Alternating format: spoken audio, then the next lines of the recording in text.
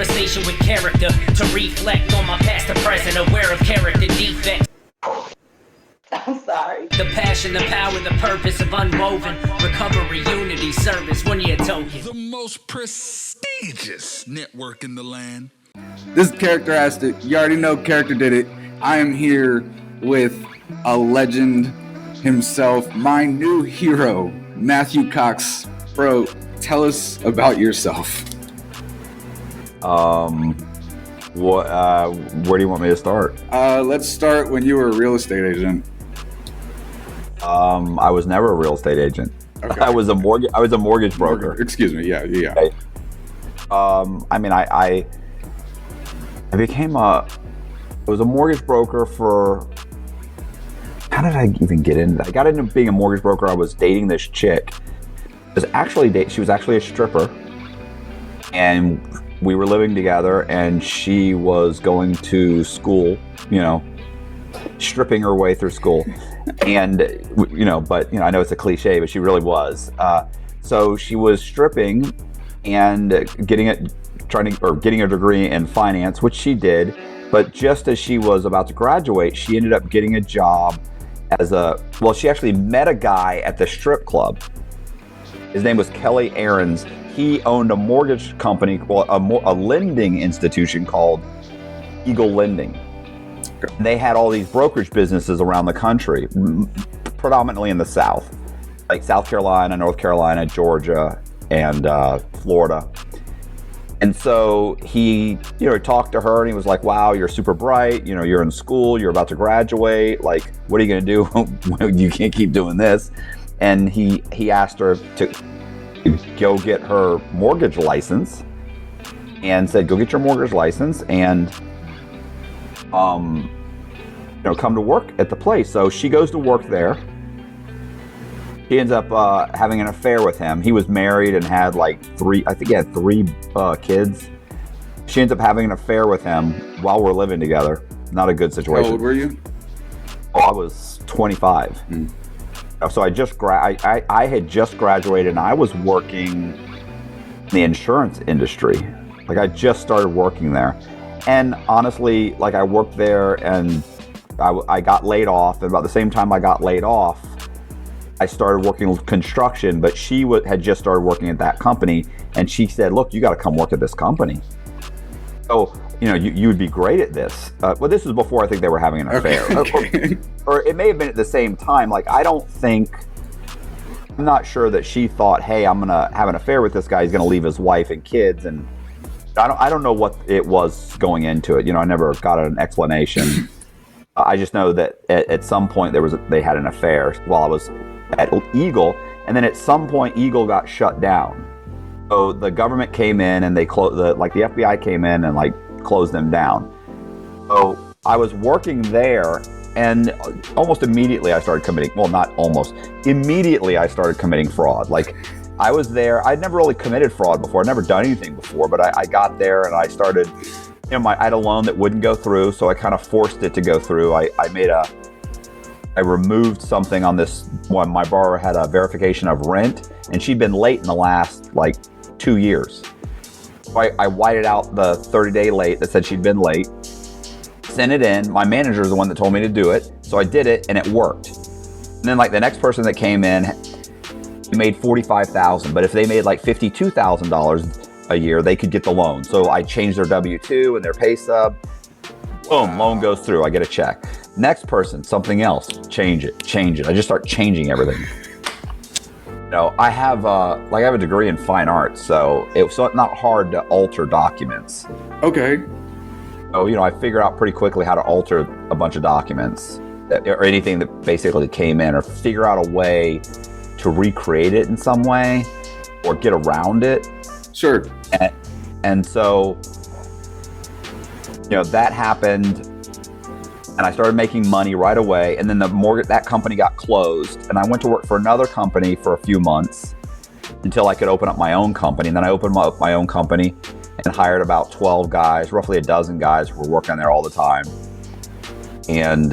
But we were almost all of us were committing fraud. I'd say probably 80% of the loans that went through that mortgage company contained some type of fraud. Wow. Yeah. You're like the Wolf of Wall Street of the mortgage industry. Well, I mean, I wasn't making that kind of money, but you know, it was interesting.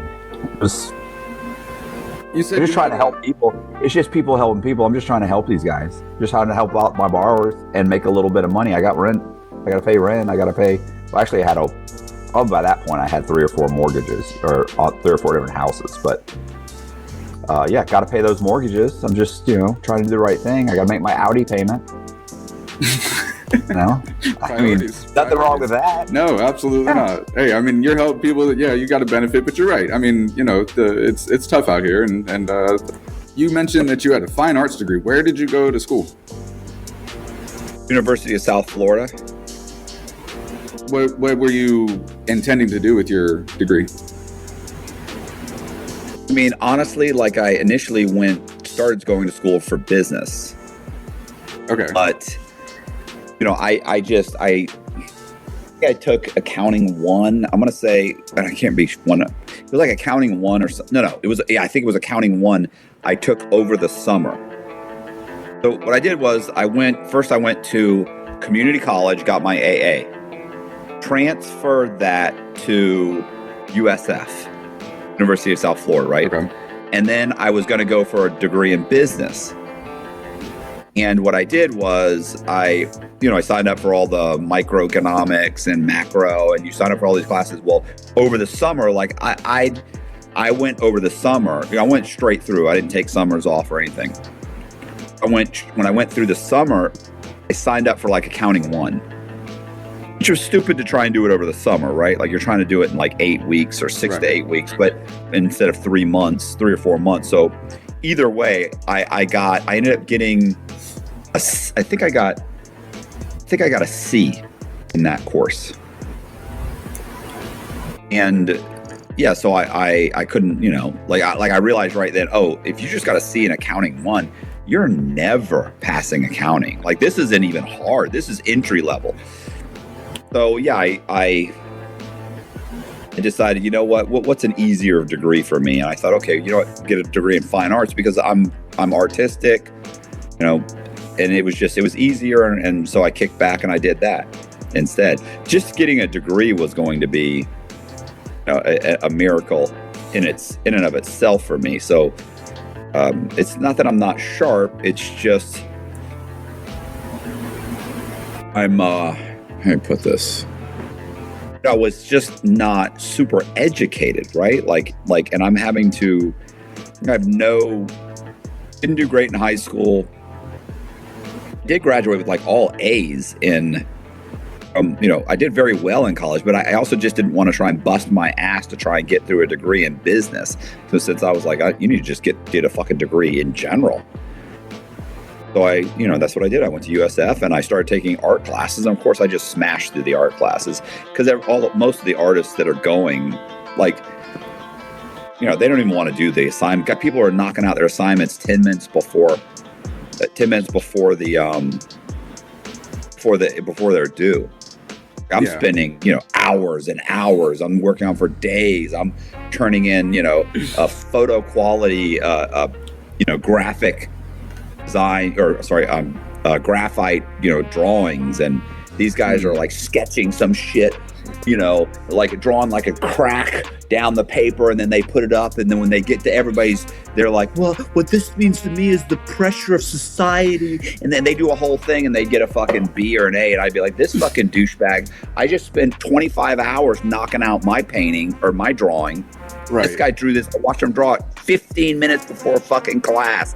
What I didn't do was I didn't have that bullshit personality. That was a problem for me in there. It was my only issue with art school. Yeah. Was I wasn't able to do the whole, this represents the starving Somalians and their strife against, I wasn't able to come up with some bullshit fucking story for my drawings. I was like, it's aesthetically pleasing, and the assignment was for me to draw something that represented the word success. This is what represents success to me.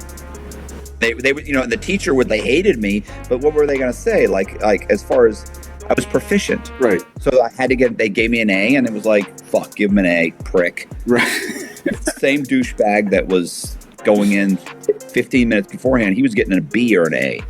Right. The good bullshit. It was like, this is stupid. But regardless, so I got my degree.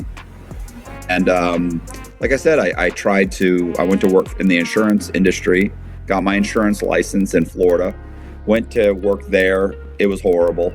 And I ended up getting laid off. A bunch of people got laid off at the company I worked for. So I got laid off, started working construction with a buddy. The girl comes in and says, you got to come to work at this place. I go to work there. At the same time they were closing that place up, she and I broke up. I basically kind of figured out, even though I never had you never get like ironclad proof. It's not like she came clean and said, look, this is what's happening. Right.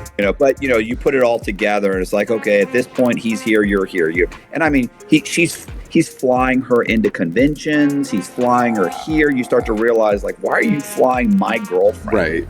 Right. For a week to a mortgage convention in Las Vegas, and I can't get her on the phone. So it's a few red flags. Yeah. So it fell apart after that. I kind of left that company. It fell apart pretty quickly, and I ended up opening my own place. These guys were cranking out fraudulent loans. And when I say fraudulent loans, it's just like people are getting loans that shouldn't get loans. Right. The guy didn't qualify. He probably qualified for nothing. Right. Some guy doesn't claim taxes, and I'm making his taxes and making W-2s and pay stubs and saying that he works at this company that he does not work at. Like, you can call the phone and I answer the phone. Or I'm saying he's got money in the bank, and I'm coming up with bank statements proving that. And then I would make a fake bank website. So you could go to the bank website. Like, the bank doesn't even exist. Holy shit. You can go to the bank website. You can check it out. It's perfect. You can call the bank. It goes to a voicemail routing system that will take a message. Then we'll have the secretary call back and say, oh, yeah, okay, sure, no problem. Well, yeah, I can verify his funds. Hold on. And she's, okay, yeah, right, all right.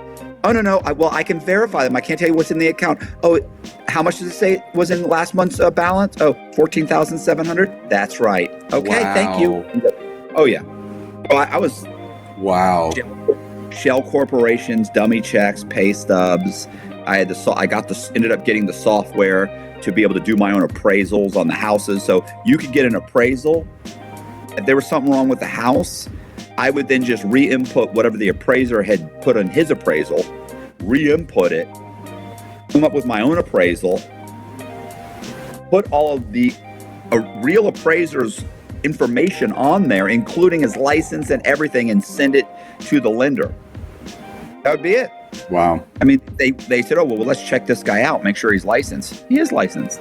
Like they would have to then physically send his appraisal to him for him to realize, hey, wait a second. You have to keep in mind too, like we're talking about like I wouldn't change the value. Does that make sense? If he said the value was a house was worth $250,000, I wouldn't change the value. But what I would change is certain things. Like if he said there it was, for instance, it could be an issue. Let's say bought the house and it says it's in an industrial zone and it's zoned industrial.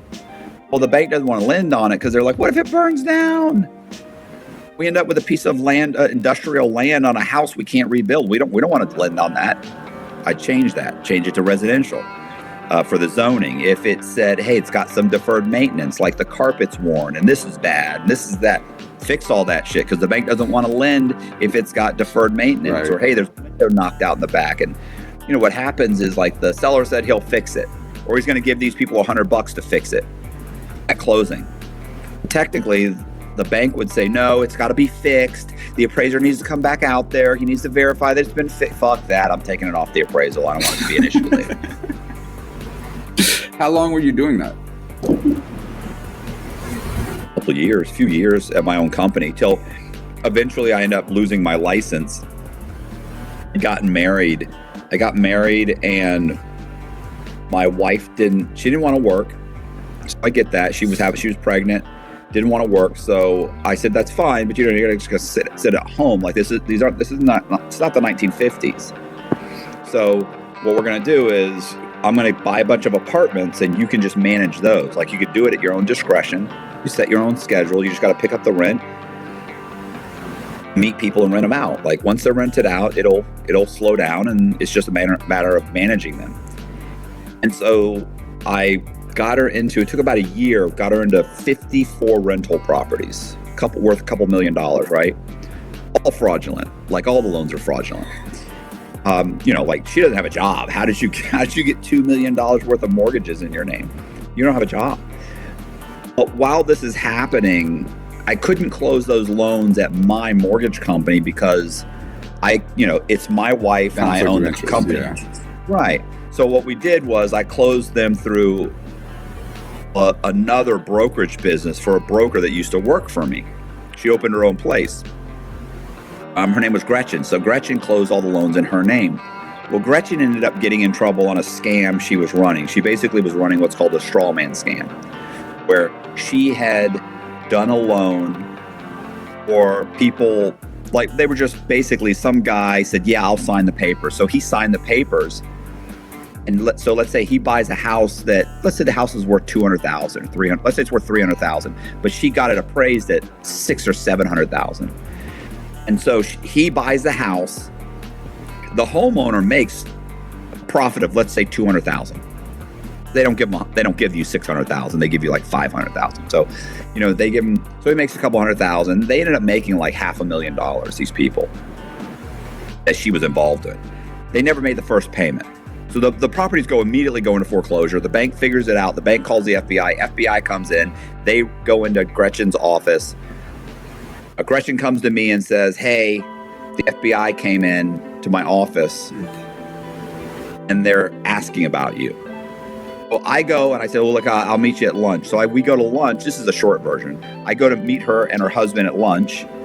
And she's like, look, they're asking about you and your wife. They're asking about, I'm like, oh, before she even says anything, I immediately say, oh my God, you didn't tell them about the W-2s, did you? You didn't tell them that this is fake. You didn't tell them I bury myself. Oh. And she's wired, and I have no idea. God. And I mean, listen, if you listen to those tapes, like, I'll bet the FBI was like, wow. Like, these people never had to say another word other than the FBI asked about you. And they immediately higher crime. So, I bury myself.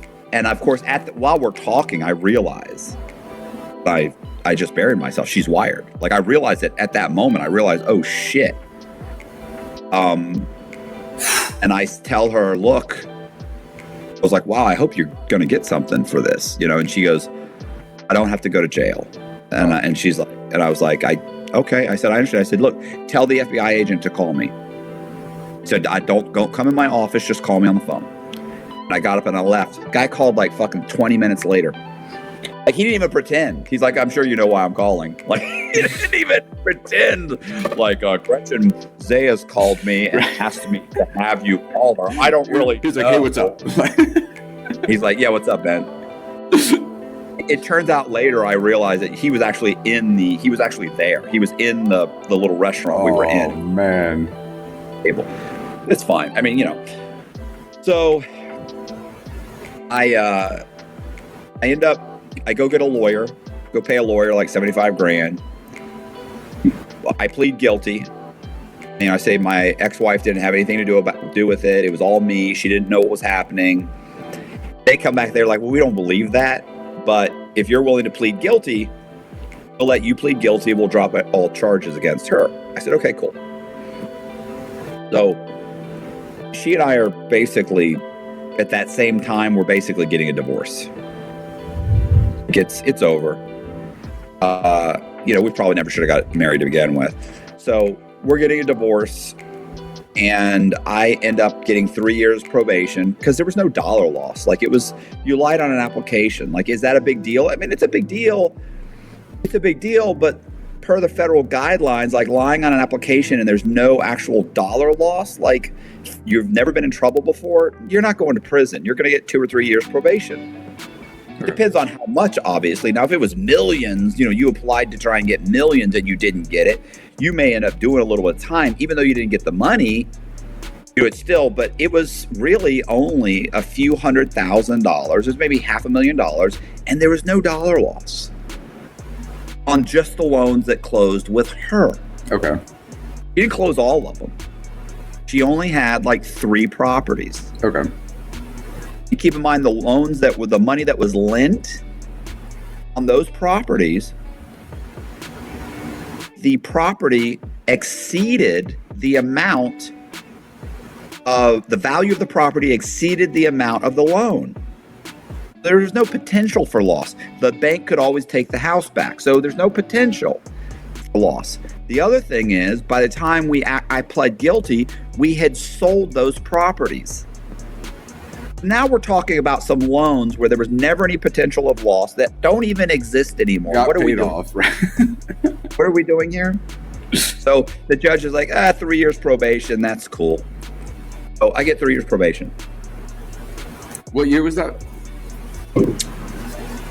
2000. It was 2001 when I pled guilty. Okay. They've been going on almost a year. Okay. It took about a year for me to plead guilty. So at that point, I decided I couldn't. One of the things wasn't allowed to run the mortgage company anymore. Like the bank, like I'm a felon now, so you can't have a license. And I was a licensed mortgage broker and a brokerage business owner, so I can't have those licenses. So what I did was, I decided that, I was already kind of a felon, and what else am I going to do? Like, I don't want to go sell used cars. I don't even know if I'd be good at it, but I just figured I can't live on like $50,000 a year working for some car dealership when I was making a few $100,000 a year. So I decided I was going to start flipping houses. Like buying houses, fixing them up, and selling them. The problem was I didn't have a lot of money. I just got wiped out in my divorce. So what I did was I decided I would buy houses and I would fix them up. But I figured I'll fix them up, but I'll sell them. I got to get them. The problem with buying houses, if you can buy them low enough, the problem is you're buying them in a shitty area if you get them low enough, right? So you say, okay, I'm going to buy it. They either need a lot of work to get them up to the value, or you could do very little work, but they didn't sell that for that far below value. And so you can't buy a house for $50,000. And even if somebody wants to buy the house for $200,000, the bank's going to do an appraisal, and the bank says the house is worth $100,000. Oh no, but he's going to pay $200,000. They're going to be like, yeah, well, he better have the cash because we're not lending him the money. Right. So what I decided was, what I need to do, I was dating a chick that worked at a title company, and I went to her and I said, look, how do I get houses to appraise higher? Like, how do I get the value of the house to be, the sales price of the house to be recorded in public records higher than I actually buy it? If I buy a house for $50,000, how do I get it recorded in public records for $200,000? So that if you get enough of those houses, if you go into an area where houses are selling for $100,000 and you start buying houses and having them the sales recorded for $200,000, that whole area will go up. Yep. Oh, go in, and I said, and she was like, well, you could pay the extra doc stamps on the deed. You fill it out saying it's worth $200,000, and you pay the extra $700 or $1,200. And when you record it in public records, they'll record the sale instead of $50. They'll record the sale as being sold for $200. Wow. So I go buy. I figured, okay, the problem with that is, even if I buy the house and fix it up, who's going to buy a house for $200,000 in an area that's selling for $100,000? So what I decided was I needed buyers. And the kind of buyers that would buy in that area are shit. And so I was like, what I needed to do was create my own buyers. Okay. And to do that, I needed social security numbers. So I end up eventually I figure out, I start off just by using like kids' social security numbers, right? Just to see if it works. I had a borrower that had used her son's social security number. He was like 4 or 5 years old. She'd used her son's social security number to build a credit history for herself, a new one. And so what I did was I went to Social Security and I eventually figured out that if I made a fake shop record and a fake birth certificate for like a 10-month-old kid, they would issue a Social Security number to that child. I then turned around and I would go online and I would use that Social Security number, but I wouldn't say the kid was 10 months old. I'd say he's like 32 years old, and I'd apply for credit cards. Of course, they get denied. They have no credit. But what you do get is you end up getting offers for a secured credit card.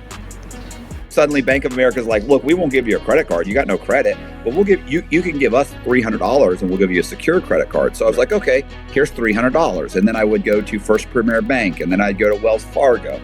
I'd get 3 credit cards and I'd make the payments. And then I would put nothing on the credit cards because I didn't need the money. So I'd keep the balances below 20, 30%, make the payments. And in 6 months, they had over 700 credit scores. Now I've got somebody who's got a social security number, a name, social security number, a date of birth, and 700 plus credit scores. Plus, keep in mind, I can say they have a job because I can provide the W-2s and pay stubs. I can show they have a bank account because I have online banks. And I can prove that they have rental history because I can get anybody, my ex-wife, myself, anybody, because my ex-wife owned a couple of different property management companies, or I could just make canceled checks. I could say, yeah, here, look, I can provide my 24 months worth of canceled checks showing I've been making the payments. I've got this online bank. So I would go and I'd put together a perfect package. I'd buy a house in this guy's name. That's so great. And then I'd go to the bank. Well, I didn't buy one house. Each guy bought 5 or 6 houses, each person. I named these people, by the way, the names I was giving them. I had one guy named Brandon Green. I had a guy named James Red. I had a guy named Lee Black. I had a Michael White. I had a William Blue. I had a David Silver. There was a movie, Reservoir Dogs. Yep. I was just thinking that. That had just come out. It'd come out like a year or so earlier. Oh, man. Okay. I'd only watch, everybody's always like, oh, you were a huge fan of, I really only watched the movie once or twice. It just stuck with you. That stuck with me. Yeah. Not that I didn't like it, but there was no Netflix. Right. Like you had to go to the movie theater. I went to the movie theater. So name these guys that, and each person would buy 5, maybe 6 houses worth that. And I would buy the house for $40,000 or $50,000 in this area. This was 20 years ago in a really shitty area of Tampa. Funny because those same houses now go for, even in the shitty houses, go for $200,000-$300,000. Back then I'm buying them for $50,000. Buying them for $50,000 and recording the sales price at like $210,000, $180,000, $190,000. And then I would clean them up a little bit. You fix them up a little bit on the outside, mow the yards, trim the trees, paint them outside, fix the windows, put some wood boards on the inside so you can't break in because it's that kind of neighborhood. I'd get an appraiser to come out, give me an appraisal. I had to fix the appraisal, I would, but usually they were appraisers that I would just tell them, look, I'm going to do the work. And they knew me anyway from the mortgage company, so they'd do me a favor and say that it was fine. And they're like, oh, you are going to fix it, right? Yeah, of course I'm going to fix it. I'm going to fix it up inside. And then they didn't mind because the value was there. Because they'd say, well, that house across the street just sold for $210,000. I'd be like, did it? Yeah. There's one 2 blocks away. It just sold for $195,000. I'd be like, are you fucking serious? I was hoping to get this thing. I'll have to introduce myself to these people. Yeah, I was like, I was like, yeah, I had them all in my pocket. I would say, wow, man, I gotta. I was hoping to get this thing appraised for $200,000. He'd be like, oh, it'll definitely appraise for $200,000. Yeah. So they appraised it for $200,000. Whatever appraisal. Appraiser. I get the appraisal, and then I would then send in a complete package. So I'd refinance the property, and I just I would go to the title company and say, hey, my bar, and then everybody knew me. So I'd go to a title company where they knew me. I'd be like, hey, listen, this guy's refinancing the property, but they go, right, he's supposed to be here at 1. I know, he just called me. He asked me if I could pick up the package, bring it to him. He's at work. They'd be like, oh, we're really not supposed to do that. And I'd be like, well, I mean, I don't know what to do. And they'd be like, okay, well, Matt is fine, but make sure you get a copy of his driver's license. No problem. And I'd go and get a copy of his driver's license and drive the property back. Because I'm not going anywhere. I never leave the parking lot. Sometimes I'd drive to Starbucks. You get a venti vanilla latte. I'd sit down. I'd talk on my cell phone. I'd sign the package. I already had a copy of his driver's license. Of course, yeah. And I walk in and put it on the package and walk in and say, hey, yeah. And they go, oh, that was fast. I go, I know, he met me like halfway. And they'd sign it, and they'd notarize it like they saw a signature. Wow. Now I've got a notarized package by a independent third party who says they saw this person. That's crazy. I've got a driver's license. I've got everything. And what happens is they would then cut the checks. Well, the checks were never cut really. They would either be cut to him, but sometimes I was borrowing so much money, they wouldn't let him have all the money. So on an FHA loan during a refi, like sometimes they won't let you have like over $100,000 in cash. FHA, what did I say? FHA? I'm sorry. I meant like a conventional loan. A lot of conventional loans, they won't let you get more than $100,000. So I'd put like that. I'd say that he owed this mortgage or this construction company this much. He owed this much to his credit cards. He owed this much, and I'd make a list of where the checks. And then he needs $100,000. I deposit that money into a bank account. I take the, he owes money to American Express, $12,000. It's just a check that says American Express. I send that to my American Express. Another one that says Visa. I send that to my Visa. Maybe it says a construction company. I send that to my buddy who owns a construction company. He cashes the check. So, the guy gets $100,000. We stick it in a bank account. It just sits there. I don't even need to get the money out because nobody's looking. It's not like it's stolen. We're going to make the payments. And even here's the great thing. Each one of these guys would borrow maybe $1 million. Wow. And then once you knew, okay, you could only get about 4 or 5 mortgages in these guys' names before their credit really started to crash. Got about 5 mortgages, sometimes 6 mortgages, maybe $1 million. These are loans for 180, 210, 190. So let's say 200,000. Then I turn around, I'd get a bunch of personal loans. I'd go to like Bank of America. I owe Bank of America like $2-3 million. But listen, when I got out of halfway house, when I got to the halfway house, I tried to open a secured credit card with them. They wouldn't even take it. They wouldn't even take my cash.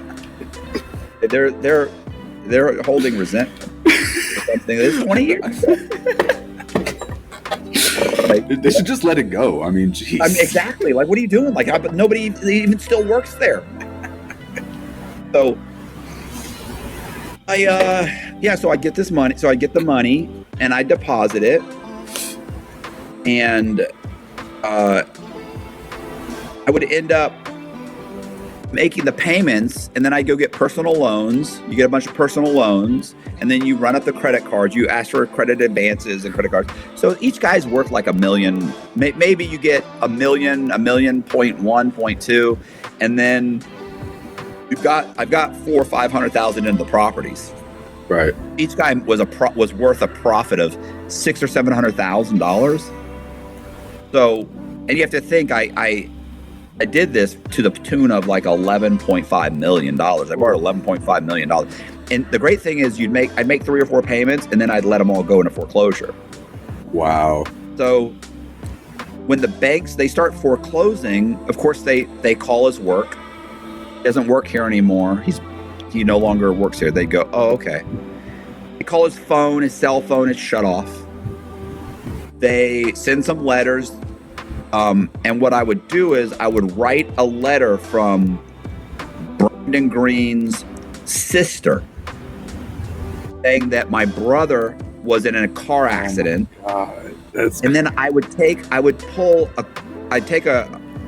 let's say there was a 12-car pileup on I-75. I would take that and I'd copy it, and I'd put, and somebody, let's say, was life flighted to Tampa General Hospital, I would put Brandon Green's name in there.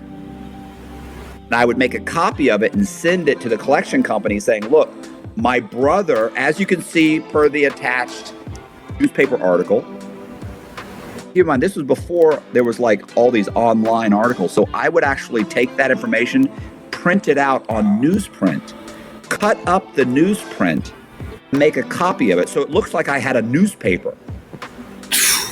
I put the heading, like I put like Tampa Tribune on the top of it, Wow. the date, the whole, so it looked fucking legit. Right. And I'd send it, as you can see from the article, and I'd highlight his name. He was life flighted, and the doctors say that he's currently in a coma. And the doctors say that even if he survives and someday is able to come out of the coma, he'll never work again. So you might as well just take the property. They stopped sending fucking letters, bro. Stop sending letters. That's crazy. Like they would just go be like, and that. But here's the thing. Think about it. That happens. That Absolutely. happens. But you made this all up as you went. Well, some of it I just knew because I own the mortgage company. So sometimes you'd have a bank call and say, listen, this is what's going on. You guys did this loan. This guy made 2 payments and stopped paying. Do you know anything about this? Like, we can't get a hold of them. Like, maybe, and I'm talking about like somebody who, like, a lender, let's say, did a loan, and they tend to sell these loans. So sometimes the bank goes and tells them you have to take the loan back. I made 2 payments. Something's wrong. And so now the lender's calling us going, look, the bank wants us to take the loan back. Can you help us? So you end up calling or even driving by the place, and the guy's like, I lost my fucking job. Or my wife and I are we're getting a divorce. Or my wife was in an accident. Like we're trying to pay for the fucking medical bill. She can't work. We can't pay. Or my husband, I don't know where he is. He's a crackhead. He took off, and fine. So I realized that you just need to give these people an explanation. I give them an explanation for something that's reasonable. So, and look, especially if you can back it up. Like I was thinking about, I remember we used to joke about saying the guy had died and actually making like a death certificate. I was like, yeah, but what if they actually go and try and verify the death certificate and they can't find it? Like that might be, now they've got you for making these fake documents. And now it's clearly a fraud. And they were like, why would they do, my buddies and I are like, this is what we talk about over dinner. Why would they do that? I'm like, I don't know. I only know what I do know works, and this works. So why would I come up with, like, you guys have me fucking making death certificates. Are you nuts? I'm not making a death certificate. I don't know that that's going to work, but I do know that this explanation works. Sure. The banks would take back the properties, and they'd never call the FBI. They didn't know anything was wrong. That happens. So they're like, yeah. And think about it. It's not like one bank did $1 million. One is with Bank of America. Right. One is with SunTrust. One is with Capital One. One is with, so no one bank is really getting screwed for $1 million. They're getting screwed for 180. And they're also thinking, well, when we take the property back, we can sell it and get our money back. They don't realize is that the house is only worth 50 or 60,000. So, but here's the thing, it'll take 3 months, 6 months, 9 months to get that house back, because they're trying to, initially they put it up and say, hey, we're trying to get $190,000. Well, nobody's buying anything for 190 in that area. They don't understand, it won't sell. Then 3 months later, they drop it down to 150. 3 months later, they drop it down to 100. Then they drop it down to like 75,000, and some investor comes and scoops it up because he knows, he's looking at the area going up through the roof and thinking, oh, there's comps. He buys it. So think of it, they don't even lose all the money they should have lost, right, because we were driving the prices up. Right, and he's happy with the purchase because you drove the prices up, and he's going to profit. Right, and he can probably get an appraisal. A lot of these guys would renovate the property, refinance it based on the comps, and just get credit lines and use them. Because I would know guys that bought properties that we had fucking done. You're like Robin Hood, but you weren't actually robbing the rich. I was robbing the banks. We were robbing the banks. I just wasn't giving it to the poor. So Anyway, so that goes on. And then at some point, a friend of mine, I was doing a scam with him. We were doing the same scam in Orlando. I was actually doing the same scam like in Clearwater and in Orlando. And a girl that I sent into a bank, into a closing in Clearwater, she had a fake ID. It was her picture with black hair. Her name was Rosita Perez. Oh, she goes in, but it was her. It was her picture. When she closed and she signed, the title person doing the title closing looked at it and went, this isn't you. She goes, what are you talking about? It is me. She goes, no, it doesn't look like you. And she was like, what are you talking about? That's me. Now, we'd already done another closing. We had a check for like $100,000. This is just another closing we were doing. And so the woman said, I'm going to make some phone calls and I'm going to figure out something, but something's going on. So she leaves. Well, she left and I was like, okay, we're done. That we're dropping this whole thing. We'll start over. But of course, she's got another check in her purse for like $100,000. And the girl I'm doing it with is thinking, fuck, I need that. I'd like to get 50. I'm splitting it with her, right? So I need 50 grand. So she says, well, what about Travis? Well, Travis was a buddy of mine that I was running a scam with under the name Michael White in Orlando. And he had probably borrowed $500,000 already and had a bank account. And so she goes, let's just, I'll endorse it and we'll deposit it in his bank account. I was like, no, but she talked to him and he said, yeah, I'll do it. I have no problem with that. So he deposits it. And then a few days later, I called him and said, hey man, what happened with the check? I said, did it clear? And he goes, well, the bank manager called me and it told me that because it's over $100,000 check, he had to witness my endorsement of the check. And I went, that doesn't make sense. I've deposited many, many checks over $100,000. And I said, no, something's going on. Don't go to the bank. We'll just close up the whole thing. He goes, no, you're panicking. Relax. And I said, look, man, I'm telling you right now, the cops are waiting for you. Don't go to the bank. And he goes, Matt, I just pulled into the parking lot. There's no cops here. I'm like, they're not going to be in fucking, like, what are you doing? Like, and he goes, look, it's not a big deal. You're panicking. He has quit. I think he said you're shaking like a schoolgirl or something like that and hung up the phone. Like we're always giving each other a hard time. It's one of your buddies, right? Mm. Well, of course, he walks off. He walks to the bank. 20 minutes go by, 30, an hour, 2 hours, 3 hours. But finally, I call him. I have to drive and find a payphone. So I find a payphone. I call his phone number. Well, actually, I didn't call his number. I called Michael White's phone number. And Michael White, and a detective picks up the phone. Who's this? I'm like, woo. Hey, I'm like, this is, whatever. This is Lee Black. Who's this? And he says, this is Detective so-and-so. Click, and I hang up the phone. I said, he got arrested. Yeah. He calls me later that night from jail and says, hey, can you bond me out? I go, sure. So I go and give his brother-in-law some money, and his brother-in-law bonds him out. And I start paying him money for get a lawyer, get all the stuff he needs. And then about 3 months later, maybe four or 5 months later, I'm still running the scam. Like, I'm just assuming it's a state charge at this point. Right. My understanding was I got him a state attorney. They said it was state. I don't know anything about the federal system. I don't know how it works. His lawyer said he's got to take care of it. He's saying I can probably get probation. I might have to pay the money back. At that point, there was still a couple $100,000 in the bank. We'd only taken out a few $100,000. Right. we're not in a hurry. Nobody's looking. It's not like you stole someone's ID. These people don't exist. You're not in a hurry to get the money out of the bank because nobody's looking. They don't know that a fraud has been committed. You're still making the mortgage payments. Oh, might owe a couple $100,000. I told him, I got you.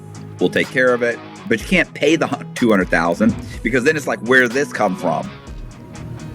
Right. I mean, he's saying I took the money out and it's gone.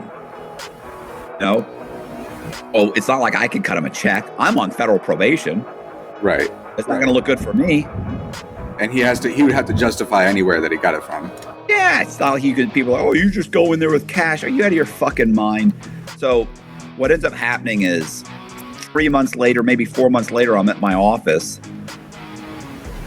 And because I by this point, I'd opened a development company. We're building new houses. We're building, we're buying lots. We own like 100 vacant lots. Like, I mean, it's, I got like a massive operation going now because there's millions of dollars at this point. So one day I got a buddy of mine who's a sheriff's deputy who I'd gotten like $1 million. I got his wife into like $1 million, $2 million worth of duplexes, like rental properties. And I'd done about $1 million for him. But he would divorce her. But anyway, he comes in one day in uniform. I always remember because I was like, you see that uniform? I'm like, whoo. I was like, oh, hey, what's going on, bro? And he goes, can I talk to you for a second? I go, sure, what's up? He said, I know, he said, I used to date a chick on the Tampa Police Department.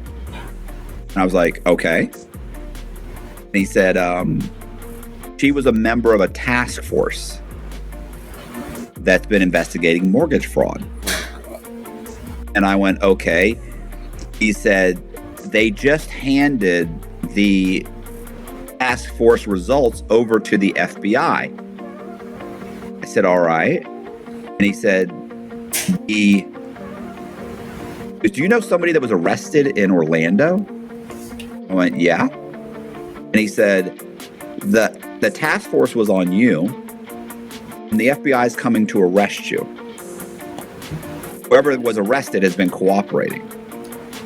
And he said, my name came up because he said when they ordered a bunch of, they had subpoenaed all these records. One of the records was like one of the closings, like they went to several closing title companies and said, we want all your records that Matt Cox has been a part of, or this person. Well, I had sold him some property, and he said my name came up, and she saw my name, but she didn't say anything. She waited till the task force, till they'd sent their results, and she went to him and said, look, your buddy, Matt Cox, he's about to get arrested. Wow. And she said, don't talk to him anymore. On the phone, don't answer his calls, nothing. So he said, because, they're going to be watching him. They're going to be whatever. And so I said, okay. And he said, well, what are you going to do? And I said, oh, I'm leaving. Like I can't go to prison. I'm adorable. I'm 5'6". I got blue eyes. I've got, good hair. Like I can't go. I can't. I'm as close to a woman as you're going to get in federal prison. I'm not a tough guy, not a fighter. So I was like, I'm taking off, bro. And he was like, well, what do I do? I was like, well, you just tell him you don't, what are you supposed to say? Like, I went in, I applied for a loan. The guy scheduled a closing. I went in, I signed some papers. Like, I don't know anything. What are you saying? My loan was fraud. What are you talking? How would I know that? Right. So he was like, okay. And so I ended up packing a bag. I got out like 80 grand in cash the next day. That was the most money I could get. I'll never forget this. I went to like my personal bank account. And I was going to just get out every dollar I could, right? Like, and I remember I had whatever, like 20 grand in it, let's say. But I did have 50 grand in it. But I just paid off $30,000 of student loans. And the check had cleared the day before. Oh my God. So I was so fucking furious. I was like, that's 30 grand. Like I was and paying those loans off don't matter now. Like, yeah, I was thinking, yeah, exactly. So I was gonna go just sit in the bank and be like, we got to come back in 3 days. I can't come back in 3 days. I need the money. So I don't know what we have to do to get me this money, but I was gonna sit there. But the feds are coming. Got out like 20 grand, and that was all I could get from them. And then I got out like 60 from the different bank accounts. I gave people checks to go get 5,000, go get 7,000. So they're cashing check. I ended up with like 80 grand, and I was dating some girl named Becky.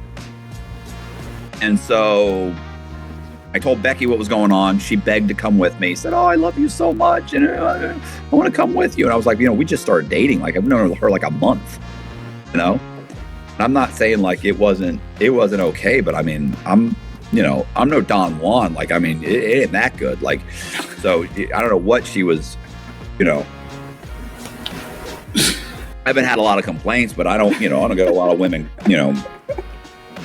screaming God's name out or anything. So I just was like, okay, I was like, well, but I shouldn't have taken her with me, but I did. I don't know why. Stupid. So I took her with me, and we packed our stuff and ran up my credit cards. I went and bought a new car because I didn't want the tag to be in I didn't want to be driving a car that was a vehicle in my name. Sure. So if I got a new tag on a new vehicle, it wouldn't be registered for like 30 to 60 days. So I figured I got 30 days with this vehicle. So got that vehicle, we took off on the run, and we but we only got like 80 grand. 80 grand's that's nothing. Like I can't live on 80 grand for very long. And now you're not the way I was person with you. Right. So we went to Atlanta. We rented a house from a guy named Michael Shanahan. I made a fake ID in the name Michael Shanahan. I got a social security number in the name Michael Shanahan. Michael Shanahan's house was worth about $200,000. He had 2 mortgages on it with Bank of America. I went down to public records and I created what's called a satisfaction of mortgage. When you pay off your loan at the bank, let's say you have a loan with Bank of America on your house. When you pay it off, how does public records know that it's been paid off? Well, Bank of America prepares a document called a satisfaction of mortgage, and they mail it to public records. And public records gets it, and they put it on your mortgage. And now if you pull up your public records history of your house, your title says that Matt Cox, owned this house, or your last name's Carter, right? Mm-hmm. That's funny because I got a Carter story. So I lived as a guy named Joseph Carter. That's funny. So Carter owed Bank of America $200,000, and it was paid off a couple days ago. So that's it. That's how it works. So I went down and I found out what mortgages were on this guy's house. I prepared fake satisfaction of mortgages, and then I recorded them in public records. But now if you pull the title to his house, it says it's paid in full. Right. So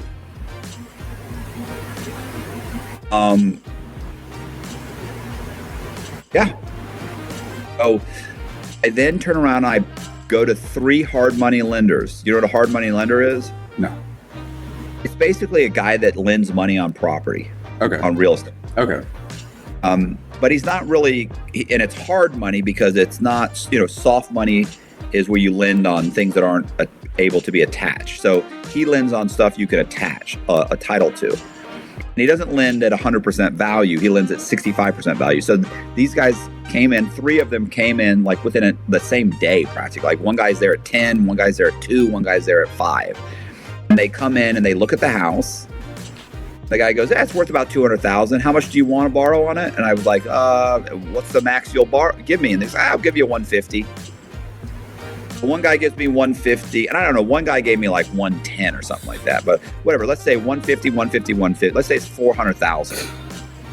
I then schedule 3 closings, and I close all 3 loans either within the same day or the next day. I get $400,000. I deposit that money into bank accounts that I've opened, and I then pull that money out over the next month. So now we got like $400,000 because we've pretty much blown through the 80. Sure. in the last several months. We've been goofing off. We've gone on vacation several times. You know, we went to. While you're on the run. Yeah. Oh, by this point, I've got like a fake passport. At this point, I've been stealing identities. I've got I'm not a fake passport. I've gotten a real passport. I got a real passport in the name Michael Eckert. I got a passport in the guy's name, Michael Eckert. I mean, I've had passports in lots of people's names. I've had about 24 passports. I've had almost 30 driver's licenses in different people's names. In different states, in like 7 different states, I've had multiple drivers. Anyway, the point is that like we went to I almost said Puerto Rico. It was like we'd gone to like Mexico and Jamaica. We'd gone, like we've been traveling. So we're blowing through the money.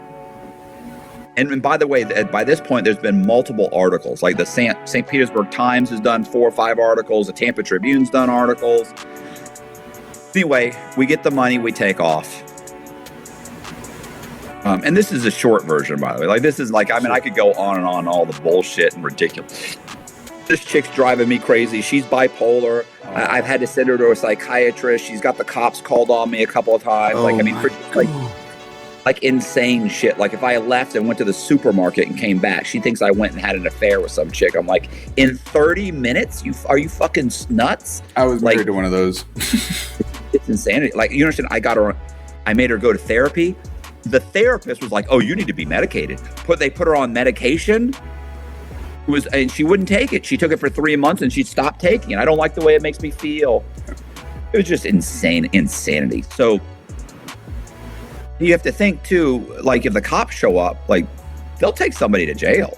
And we're both wanted. Anyway, I end up, so we get out the money. Secret Service shows up, but we're gone by that point. By the time they show up, we're gone. Because I've got the money. Like they call the Secret Service. Like they don't figure it out. Secret Service? The FBI is looking for me, and they're looking for me everywhere. But you were on the top 10, weren't you? No. For the Secret Service, I was number 1 on the Secret Service's most wanted list. I was just wanted I was on the wanted list or most wanted list, but there's like 500 people on that list. So, but yeah, the Secret Service got involved because it was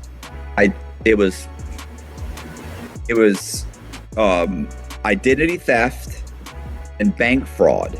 So the combination of identity theft and bank fraud, the Secret Service gets involved, right? Like everybody's like, oh, they just protect the president. It's financial infrastructure is what they're basically. Keep in mind, they're supposed to be doing counterfeiting. Well, nobody's counterfeiting. Like, who the fuck's counterfeiting? It's not even a thing. Like no money in counterfeiting at this point. Right. So it's now fake IDs, bank accounts, bank fraud. You're getting, so I take off. I go to North Carolina and get a place in Charlotte, North Carolina. Becky and I have kind of broken up at this point because she's had the cops called several times, and I told her she couldn't stay in the house with me. So I get her. We have 2 apartments. Keep in mind, we got like 3 vehicles. She's spending money faster than I can steal it, and I end up running a scam in Columbus, South Carolina. And I steal a guy's identity, and I start surveying homeless people, right? Oh, stop. It's fine. No, I'm not. They're not using it. They're not using their information. I see you judging me. I was not. No, I was just, it's another genius idea. Another, you see all the loopholes. Well, what's funny is, I made a what I call the statistical survey form.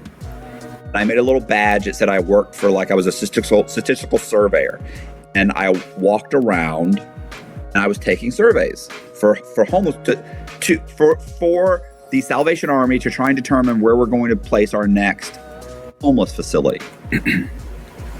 It pays $20 right now. It's 17 questions. It won't take 5 minutes. And they would be like, yeah, what's up? You're going to be $20 right now? $20 right now. And so what I do is I'd fill out the form. What's your name, date of birth, social security number?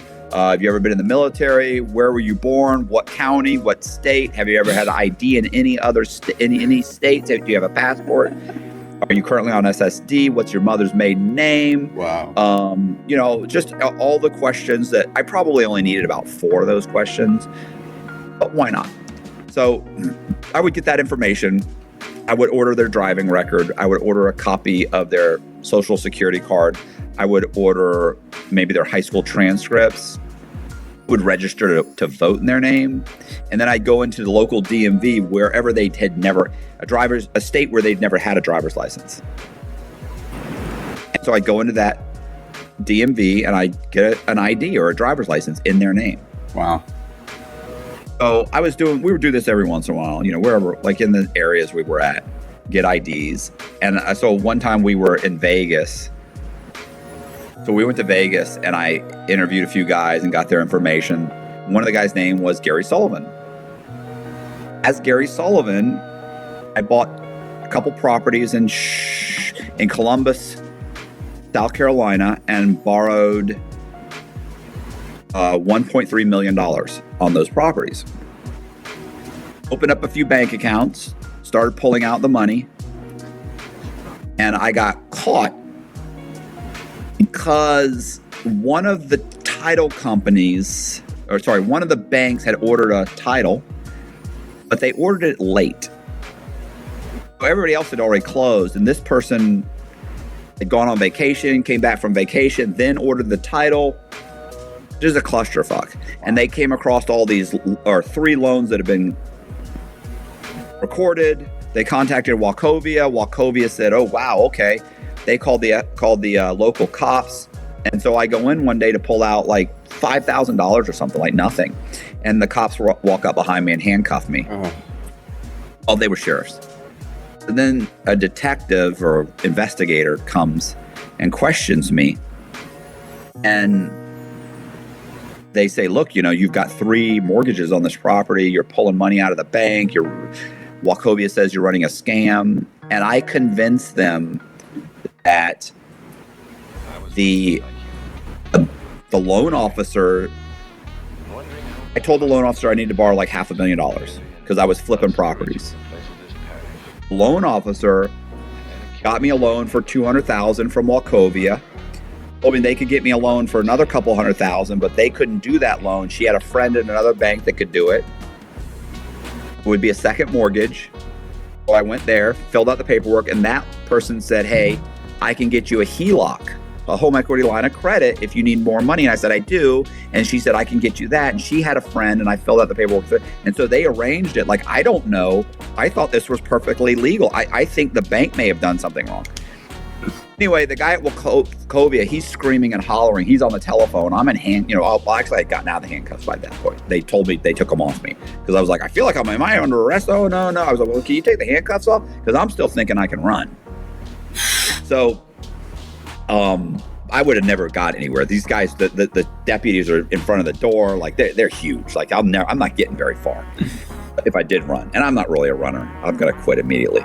So I'm going to try and negotiate. So I'm negotiating, and while they're sitting there, we're all arguing on speaker. We're on the phone.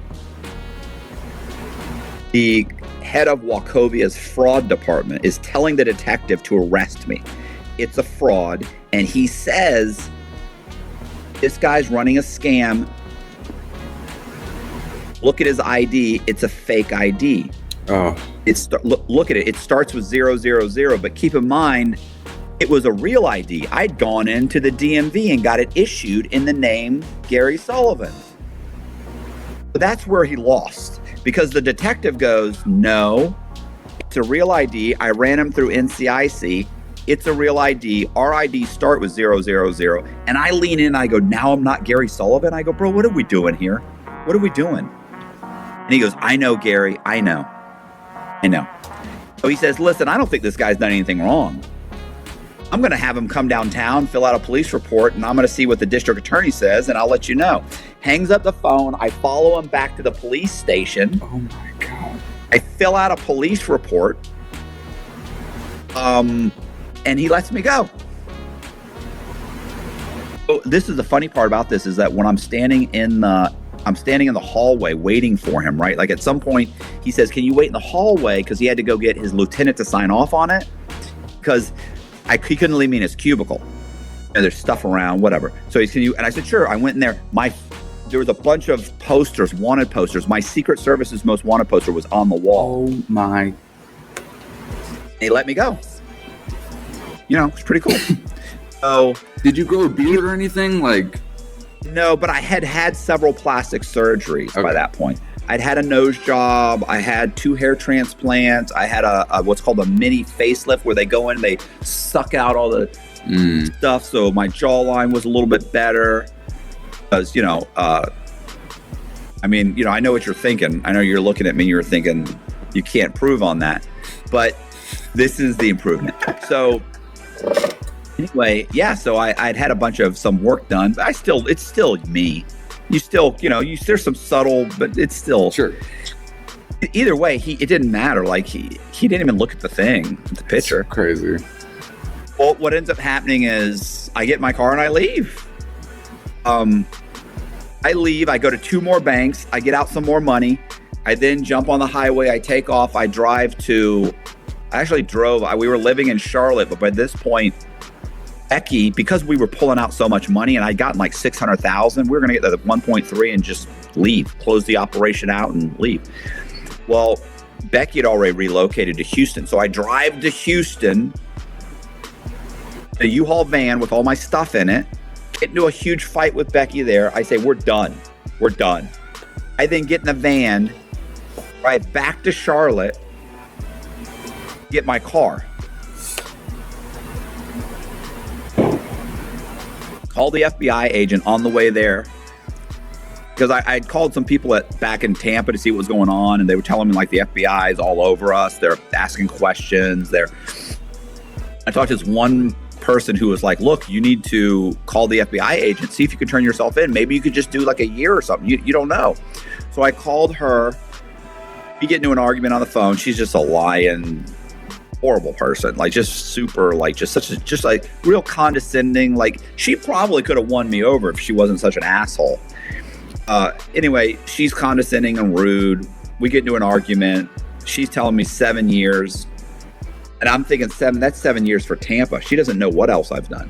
You can imagine. I'm like, oh no, this is a lot of time. Like I'm in trouble. Yeah.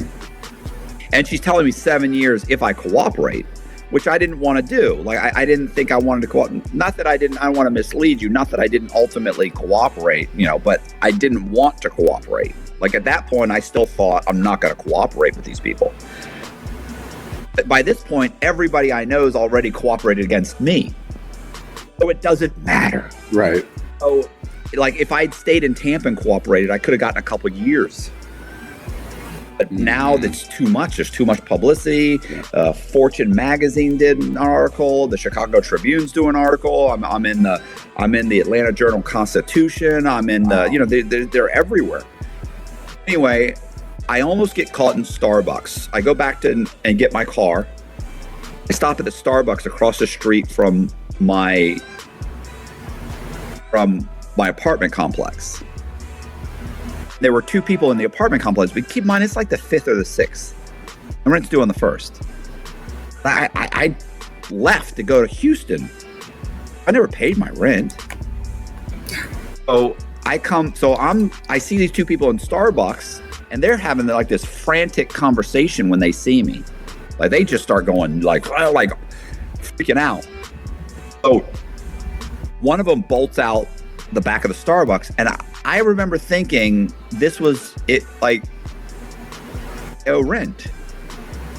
Keep in mind though, this is like it was called Post Gateway. It was in downtown Charlotte, and it was like a 30-story building. Like it was a super nice, upscale, middle of downtown. Anyway, that's what I thought it was. What I found out later, what happened was the U.S. Marshals had just interviewed them, and they were across the street.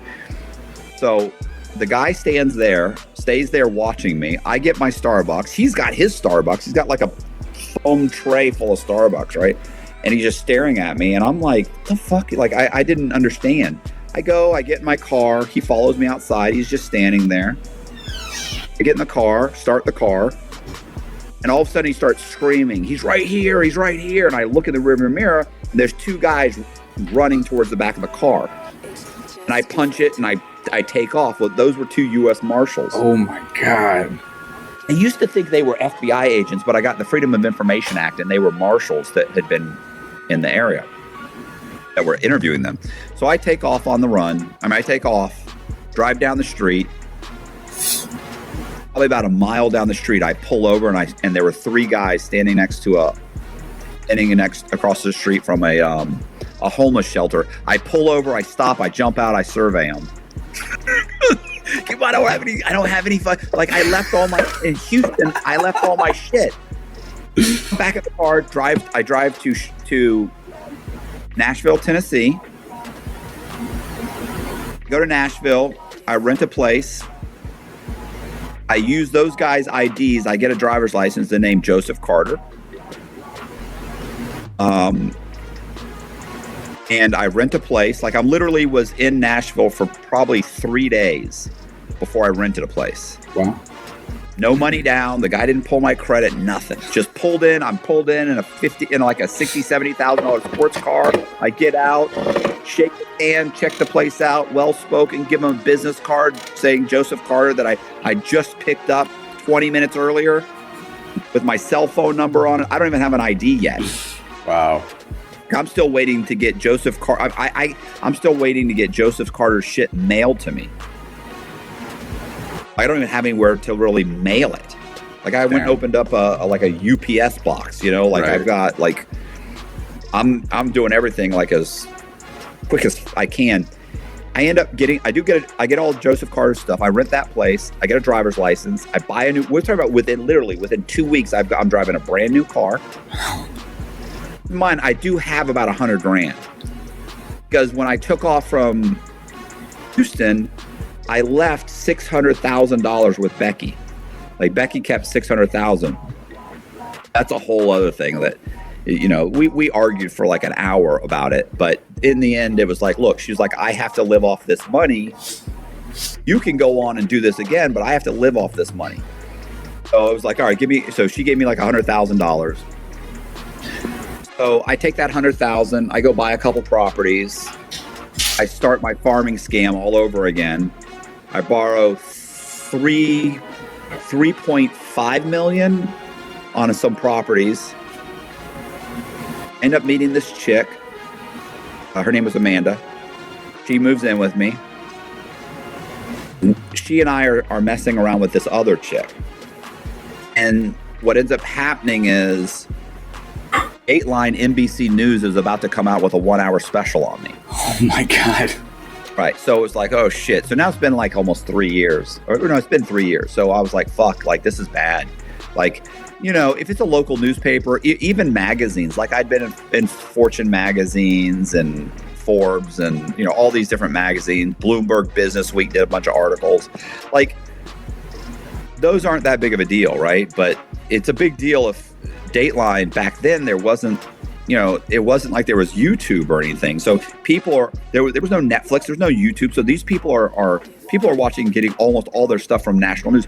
And there's only a few channels. So Dateline is replayed over and over again. So even if you can dodge that one day, they're going to play it over and over and over again for the next fucking 3 months, 6 months, a year, 2 years. And everybody sees that. Everybody sees that. Right. So at some point the barista at Starbucks is watching TV and goes, holy shit, that's Mr. Carter. He comes in every day.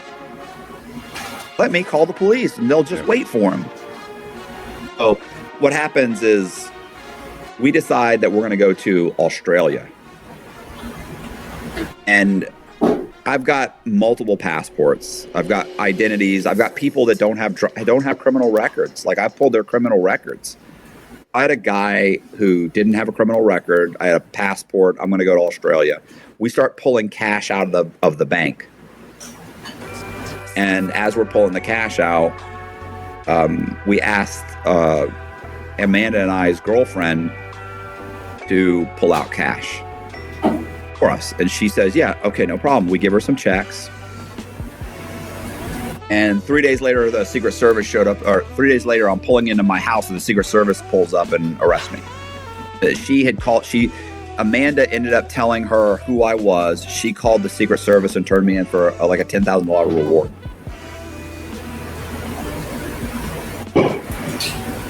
That's it. It don't make it to Australia. And you want to know what's fucked up? So you want to know what ran through my mind? This is always funny to me. Because Amanda during the week kept saying, hey, on Saturday, like her friend Trina, like Trina wants to go to this parade. I was like, okay, no problem. And I'm like, yeah, but listen, on Friday, I want to go see the new James Bond movie, Casino Royale. She goes, okay, I know. I said, okay. A couple days later, she goes, hey, by the way, Sunday, we're going to do this. I said, okay, that's fine. I don't care. But on Friday, I want to go see Casino Royale. And she goes, okay, no, she's all right, we're going to.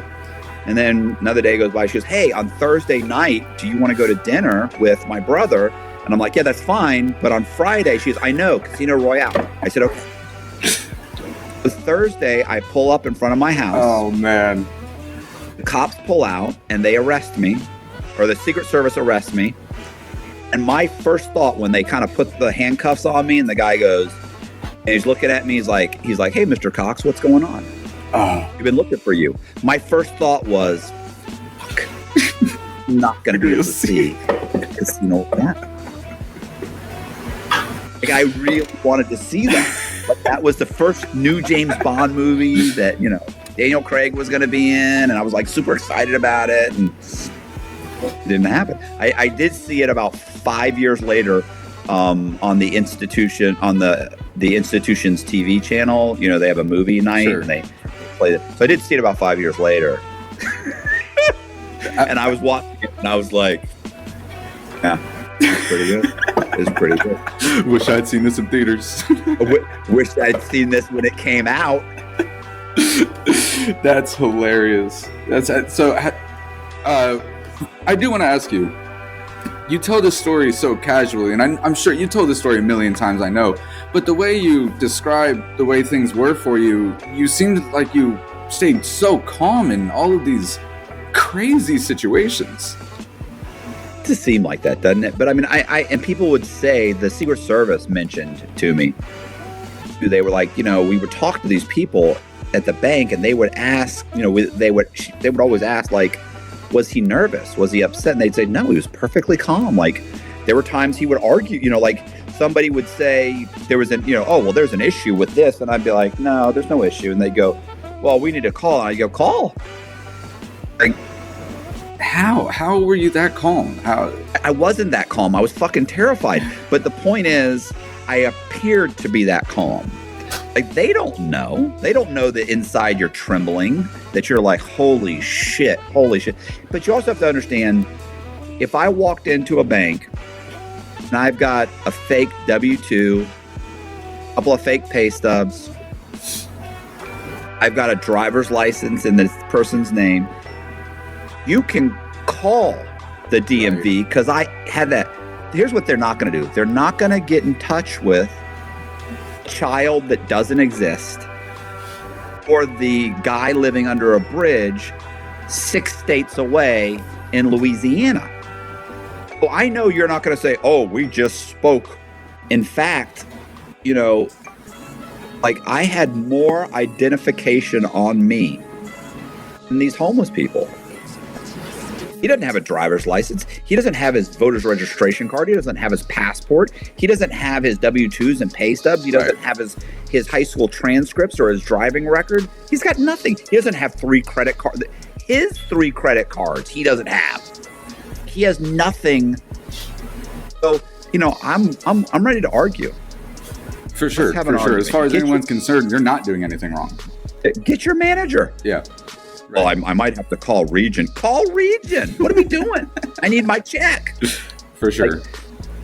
But yeah, and that didn't happen that much. But the more information I had on me, and the more I understood what was going on, the more cocky I was, because I'm not concerned about using. Does something look wrong? Yeah, it looks weird that this guy's got 8 months credit and he's about to borrow, and he's borrowed $500,000 and he's about to get a check cut to him for $250. It does look odd. But you know what? He's been on his job 5 years. He does have 720 credit scores or 750 or whatever it is. He has made all of his mortgage or all of his payments on time. He does have a bank account with $300,000 in it. What are they going to do? You can feel suspicious, and I get it. You know, intuition is like a real thing, right? Like, you can feel it. They felt it, and there were numerous times when I got where bank officers were like, "I feel like something's wrong here," and I was just like, "Really? What is it?" I can't put my finger on it. I'd be like, it'll come to you. I just walk off. Give me my money. Let me leave. So, so I got caught. I went to prison. How long was the trial period? Trial? Trial? There's no trial, bro. I'm guilty. So was it just, you were just basically... Guilty plea. Listen, people that are not guilty plead guilty in the federal system. Like, it's not fair. Yeah. So if you were not guilty, you got about a 75% chance of being found guilty. So I pled guilty. I was interviewed by the Secret Service and FBI. Everybody else had already cooperated against me. There's nothing I can tell them that's going to help them. They never do it. By this point, they already caught Becky. Becky's cooperated against me. Like, there's nobody. Damn. Like I'm the last man standing, and everybody's already been either in trouble or they're not going to get in trouble. This is late 2000, but by the time they're talking to me, it's 2007. Damn. So I get sentenced. They asked me to be interviewed by Dateline because Dateline had already done a 1 hour special, but they were doing another one. I'm interviewed by Dateline. They come and they interview me. I then get interviewed by American Greed, and the government says, we'll reduce your sentence for this. So I got 26 years, and they said, we'll reduce your sentence if you're willing to be interviewed. What? That's okay. So I'm interviewed, and the government says it's not enough. First I get interviewed by Dateline. Then I go to sentencing, and just before sentencing, my lawyer calls them and calls the U.S. attorney and says, "Hey, he was interviewed. Are you going to cut his sentence from 26? Like 26 is where I fell, but they can reduce it. They can say, look, he typically he cooperated. People got arrested. We're going to give him what's called substantial assistance." She says, "Hey, he was interviewed by Dateline. What's your reduction going to be?" And they said, "Yeah, we thought about it. It's just not enough." Wow. And then when you said if he was interviewed, you'd consider it substantial assistance. And she goes, U.S. attorney said, "We did consider it, and it's not enough." So, it's great, right? They're like, "We will consider it substantial." Wow. Well, you said you would consider it. We did, and it's not enough. Consideration is just thinking about it. I'll think about it. Oh, what a bitch. Right? So what they're really saying is, if he does this, we'll think about reducing his sentence. We did think about it. It's not enough. So I go to prison. I get contacted by American Greed after a few years. They're doing a special on me. 1 hour special. Okay. Or 1 hour, a 1 hour episode. Okay, they asked me to be interviewed. I call my attorney. My attorney calls the U.S. attorney. U.S. attorney says, yes, we definitely want him to be interviewed. They'll consider it substantial assistance. Okay, great. I get interviewed by American Greed. It airs. My lawyer goes back to him. Okay. He was interviewed by Dateline and American Greed. He said you'd consider substantial assistance, and the U.S. attorney said, I did consider it, and it's not enough. I'm then asked, the government then asked me, will you write an ethics and fraud course to be used by the nation's mortgage brokers? Because mortgage brokers have to take 3 hours of continuing, or they have to take like 9 hours of continuing education every year. 3 hours is on ethics and fraud. I wrote a national course that's used to teach the mortgage brokers. It's being used. People were calling my ex-wife saying, man, I just went to go get my license. The fucking course on your husband wrote a course. Like, we're talking, there's, what? We go back to the U.S. attorney. U.S. attorney says it's really great. We appreciate him doing that, but it's just not enough. God. Well, I meet a disbarred attorney in federal prison, and his name's Frank Amadeo. He was incarcerated for he got 22 years. He stole nearly $200 million from the federal government and tried to use that money to buy used F-15s, F-16s. He mounted a coup in the Congo. Basically, he's what's called a rapid cycling bipolar with features of schizophrenia. And during his manic moments, he believes that God is telling him he's preordained to be emperor of the world. I was locked up with him. It's an amazing story. I actually wrote his story. It's called It's Insanity. So I go to Frank and I tell Frank what's happened. And Frank says, well, I'm not going to let him do this. I'd already called 2 lawyers on the street and they said there's nothing you can do. You can't force the government to file the motion. And they never promised you anything. They just said they consider it, and they did. My lawyer, my public defender's also telling me there's nothing you can do. I got 3 lawyers saying there's nothing you can do. Frank says he's not going to stand for it. He's going to take care of this. He starts filing motions. He fights the government. He convinces them to bring me back to court. It's much longer than this. Bring me back to court. File a motion, but just an open motion. No real recommendation. Like they're like one level. Give them one level off. One level is like a few years. Okay. We go in front of the judge, argue in front of the judge. The judge says, I'm going to give you 7 years off your 26-year sentence. Bam, I'm down to 19 years. Okay. I come back. I've been back 6 months.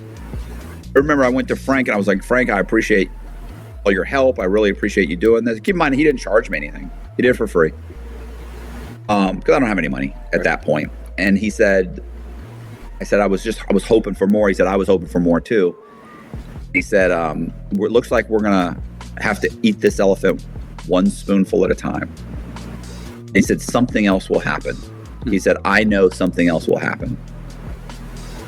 Within 3 to 6 months, there's a guy who's walking the compound who ran a Ponzi scheme for $100 million with a loss of $57 million. He stole money from churches and pension funds. Wow.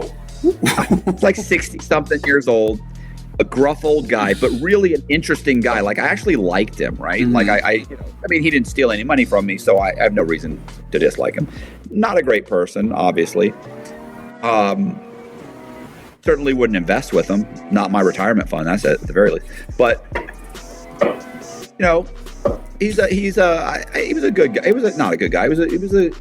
He was entertaining, and I liked hanging out with him. So he was cooperating against his co-defendants. And I remember walking around one day, and he tells me, I'm like, well, once they have their trial and you testify, you'll get your sentence cut. He had 19 and a half years. Said, you'll get your sentence cut.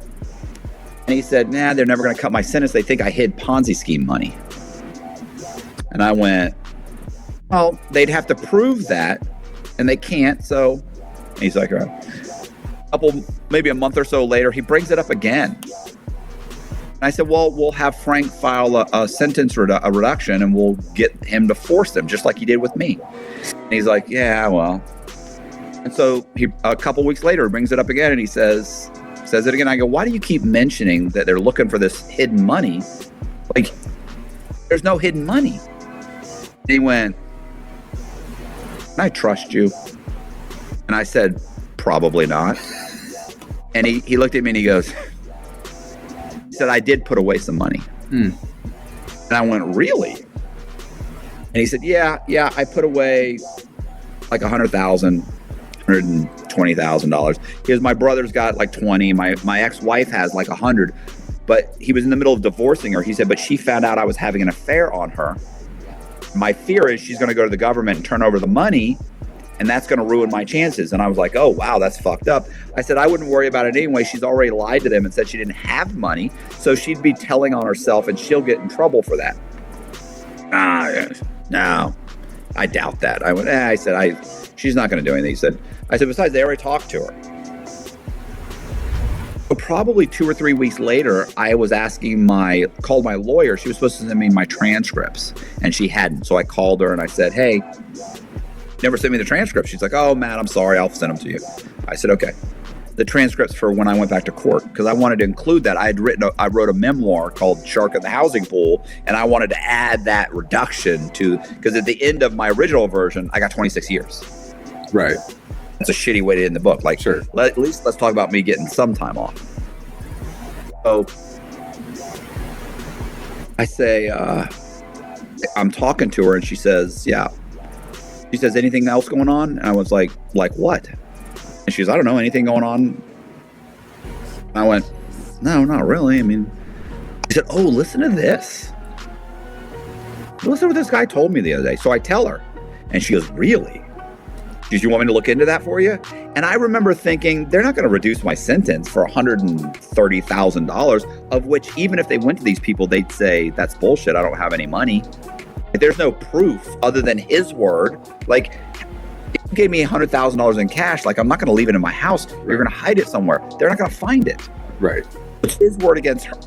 There. So I was like, I mean, you can look into it. Listen, 4 or 5 days later, I have a correctional officer come up to me and go, Cox, you got to go to what's called SIS's office. So I go there. I go, what's up? They go, hold on, we have a phone call for you. I go, what's up? Secret Service agent says, hey, this is Secret Service agent. What's his name? Last name was Griffin. He is whatever, like Scott, like James Griffin or something, John Grisham or something. I was like, okay. He said, I understand that you know where Ron Wilson hid some money. I said, well, I know where he hid a little bit of money, but I don't think it's much, and I'm not going to tell you anything unless you guys promise to reduce my sentence. Don't consider it. Yeah, in writing. So he ends up sending me a letter from the U.S. attorney that says, we will, unfortunately, we can't make you a promise, but we will consider it. And that's the best you're going to get. Okay. Well, I say, okay, this is, he told me that his soon-to-be ex-wife had like $100,000 and his brother's holding like a, whatever, $20,000-$30,000. Like, it's not a lot. I said, that's all I know. They say, okay. Keep in mind,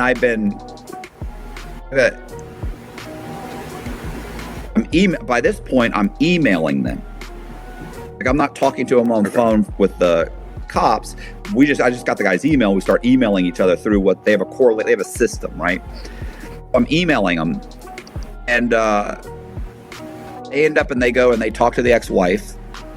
She brings in $350,000 in silver and gold and cash. They go to the brother. They call the brother. The brother shows up the next day with $150,000 in cash and just dumps. There's $500,000. So they re-indict Wilson, and one day he's on the pack out list, the transfer list. So he's like, and he calls his lawyer, and his lawyer's like, "Oh, you've been re-indicted." And he comes to me and he goes, "You're not going to believe this. I was re-indicted. They're sending me back to South Carolina tomorrow." I went, "What? That's crazy. What happened?" And he says, "My ex-wife, I told you that." I was like, "Oh." And he goes, "Yeah, they got $500,000. I go, $500,000? So you said it was like 100,000, 120,000. He goes, "Well, I didn't know if I could trust you. I didn't want to tell you the real amount." I was like, "Oh, okay." I thought $500,000. If I'd known it was $500,000, I would have gone to the phone as soon as he had told me. Right. Like, I didn't think he was going to, they would give me anything anyway. They didn't want to give me anything to begin with. Anyway, the point is, he goes back to South Carolina. He gets re-indicted.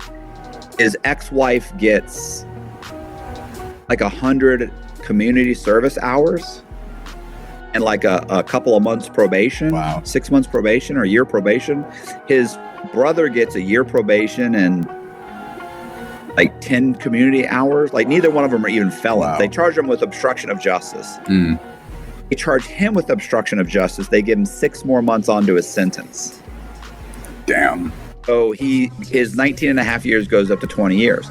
So my lawyer, we go back to the judge or back to the U.S. attorney and we say, "Hey, you said you'd reduce Mr. Cox's sentence." And they said, "We don't even know what you're talking about. We don't even know that Mr. Cox is cooperating. What are you talking? We'll look into it. But we've never even heard this." What they didn't know was that the Secret Service agent had sent me the letter, the email that they had sent. So I send that. So we file. So I go back to Frank, and Frank says, I'm going to take care of this. So Frank, if you knew Frank, he's when I take over the world. I feel like I can picture Frank. How he talks. When my legions march on Washington, I'm going to burn the Constitution and the president will kneel at my feet. And it's like, all right, Frank, can you just fill out the motion? Huh? Oh, yeah, sorry. I'm sorry. I get crazy. Okay, I've got it. Wow. Frank fills out the motion and writes an amazing motion for me. And we put it in, and the government comes back, and that's when they say, we don't even know what you're talking about. Then we send the judge, we mail a copy of the letter. The judge says, he actually says, I don't have jurisdiction, but I'm going to send this to the appellate court and let the appellate court make a decision. And I'm going to waive, there's something you have to get a certificate of eligibility. Because I'm waiving the certificate of eligibility and I'm waiving the fee.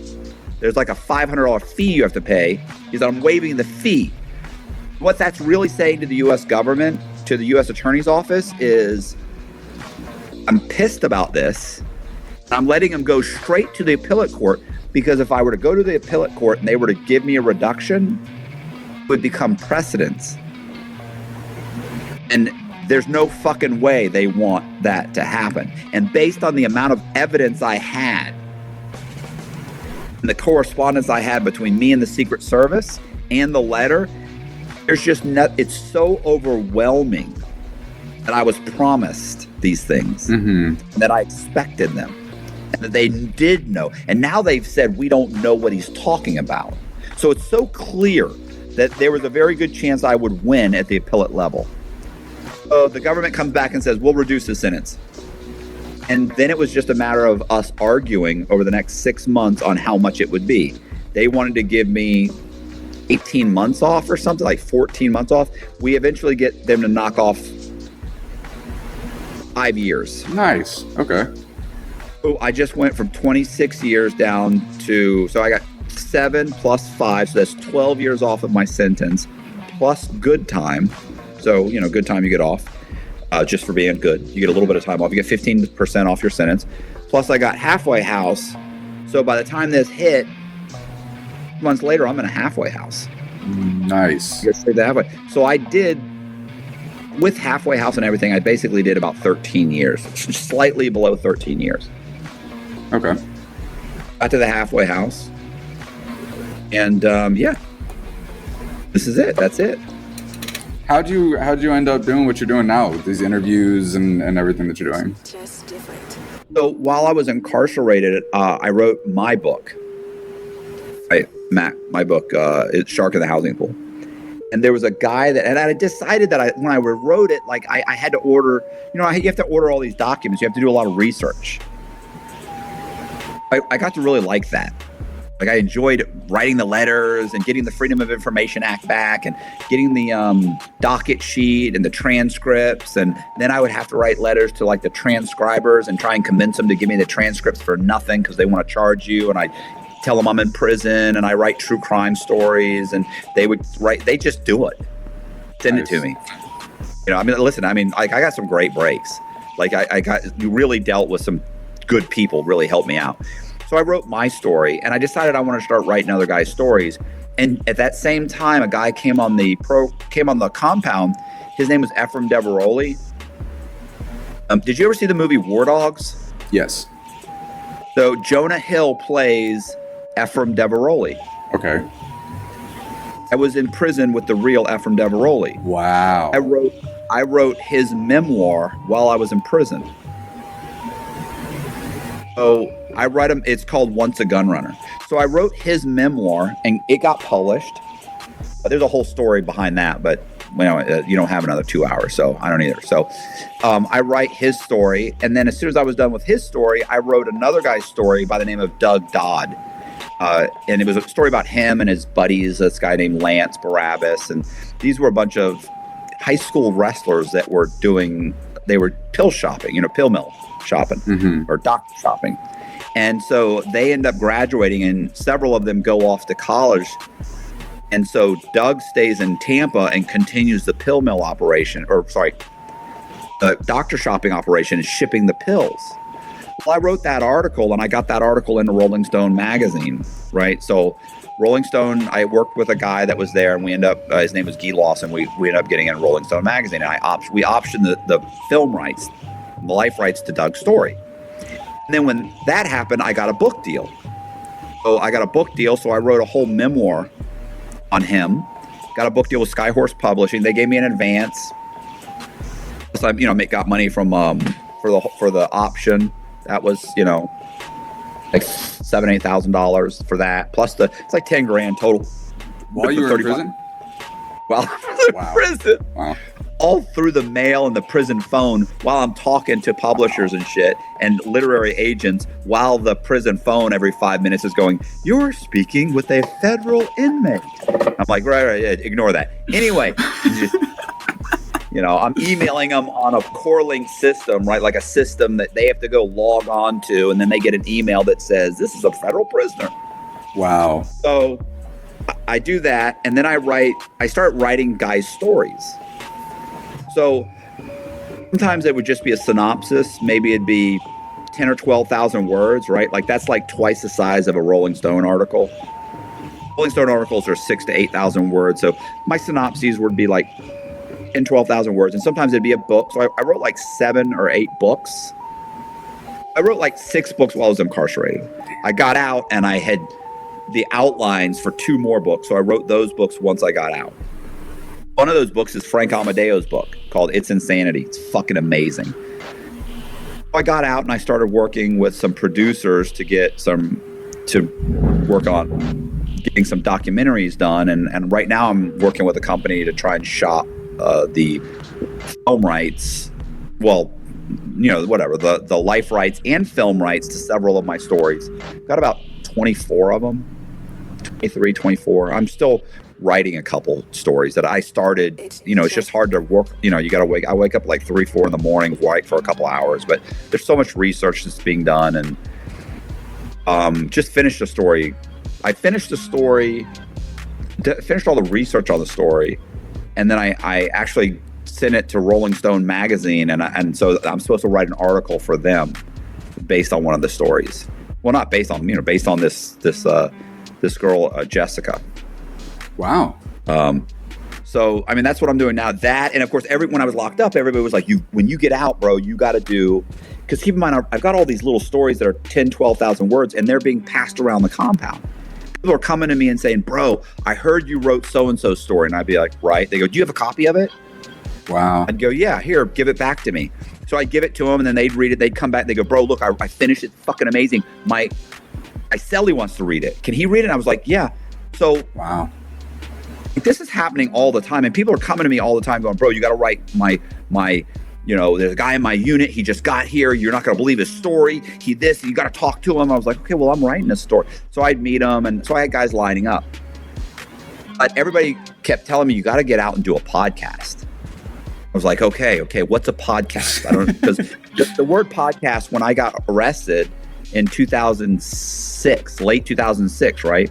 There was no such thing as a podcast. What most people don't realize, that's a new word. Yeah, for sure. Podcast didn't even come into existence. Like, it wasn't even mainstream until it was I think vlog would have been the term in 06. Right, a vlog or like a radio cast. Like they combined like 2 words together. Right. Come up with podcast, right? So guys were telling me, "You got to do a podcast. You got to do a true crime podcast. It's a big deal." And I was like, "Well, how do you do that?" "Oh, you could do it on YouTube, or you could do it." Okay, there was no YouTube when I got arrested. It'd been out for like a year or 2. I'd never been on it. Yep.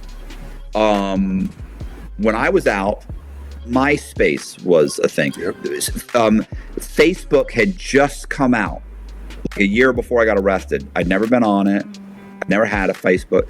So everybody's telling me, like, you got to do this. And I was like, okay, well, I don't really know what that is. And I don't know what Facebook is. And I don't know what YouTube is, and I don't know what Spotify is. I hear you guys. I'm going to try and look into it. Sounds like a thing, but at this point, I'm pretty sure I'm going to be working at McDonald's. So I got out of prison, went to the halfway house, started, talked to one of my buddies who gave me a job. He said, there's a guy who's got a big podcast thing not far from here. I was like, okay. And he said, you should talk to him. So I called him. His name's Danny Jones. He runs a podcast called Concrete, a YouTube channel. So I said, okay. So I go to Concrete. I write him an email. And I remember he called me. And he was like, hey, this is Danny Jones from Concrete. Is this Matt Cox? And I said, yeah, what's up? He said, hey, I got your email. I said, oh, okay, cool. He said, so, man, I'm going to tell you something, bro. He said, I get a lot of emails. I said, okay. He said, that's a hell of a fucking email you wrote. I started laughing. I said, really? He said, yeah, bro. He's like, I get a lot of these things. It's like that was, I looked you up. But you need to come on the podcast. Like, I'll answer any questions you have, but you got to come on the podcast. So over the course of the next few months, he answered a bunch of questions I had about how things work. Then I just gotten out of, but I couldn't go. I was in the halfway house. So I just gotten out of the halfway house. And when I just gotten out, he called me one day and said, look, you promised you'd go on my podcast. Answered all your questions. I don't have any guests this week. I just had somebody cancel. I'm in a fucking jam. I need you to come over here and do a podcast. You said you'd do it. I was like, did say I'd do it. I was like, damn it. I don't want to be that guy that I used to be that would be like, go fuck yourself and hang up the phone. So I was like, oh, fine. So I jumped in my car. I drove from Tampa to St. Pete, which is like a 45-minute drive. So I drove over there. I sat down. He said, can you tell the story? And I said, okay. And he said, how long does it take? And I said, man, I got a 5-minute version. I got a 45-minute version. I got an hour and a half, 2 hours. What do you want? And he goes, give me the 2-hour version. So because he asked some questions, it took about 2 hours and 15 minutes. And I told him that, I told him the story. And he put up the podcast. The only reason I did the podcast was because I looked at some of the numbers. Like, he had like 280,000 subscribers. I didn't think that was a lot because I was looking at channels that had millions. When I looked at his videos, like, I didn't know how to look at the videos, right? Mm. So I'm looking at videos, not realizing that these videos just came out. I'm like, oh, I'm looking at the video and like, oh, that one's got like 14,000 views and that's got like 6,000 views. And I'm like, oh, he doesn't even get any views. Right. Because the videos I'm used to looking at on YouTube have millions. Right. I'm like, he doesn't even get any views.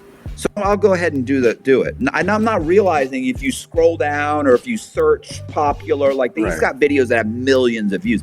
I'm seeing stuff that was released 2 days ago. Sure. Anyway, I do his video. It gets within the first 2 months, I think it got like 1 million views, and it's up to like 2 million now. You know, it trails off, and then I get a phone call from Valuetainment from Patrick Bet-David, and he flies me in, and I do his thing, and then Vlad calls me, and I do Vlad's, and then the next thing I know, I'm going in Los Angeles, and I'm doing Soft White Underbelly, and I'm doing Big Herc, and I'm doing Minimalists, and Sean Atwood. I'm doing a bunch of them, so I started doing a bunch of them. And then I did that, but I didn't even have my own podcast yet. So it still took another year. So, like, it was just so stupid. I did all these podcasts, and I don't have a podcast. If I did that, if I could go back in time and start a podcast and then do that, I'd probably have 1 million subscribers right now. That night after the podcast, I remember Danny said, like, hey, throw something up, bro. Like, this is going to be a big podcast. But I didn't. He, you know, like, he kind of said it, but he didn't really push the issue. Like, I didn't realize what an opportunity I was squandering. I really did squander that. Well, how could you? You were so new to the idea of a podcast and everything. I don't think you could comprehend it. I've been out of the halfway house. Like a month. What year was that? Oh, this was still late 2019. Okay. So, you know, it took another year a little bit over a year before I started my own podcast. And even then, I just was putting up random like videos, like maybe once a week. And I did that for a few months. And then I realized like, okay, well, people are watching these things. Like they're getting thousands of it, not tens of thousands, they're getting 8,000, 2,000, 3,000, like that. Like for somebody who had, at that time, I had 6,000 or 8,000 subscribers, and I only had before, when I started my podcast, I already had over 1,000 subscribers to my channel. Like if you went on my YouTube, it had 1,000 subscribers. Just from there were no videos. Podcasts. Because people saw it and they would find my channel, they'd find my YouTube channel and they'd subscribe. Sure. I didn't even know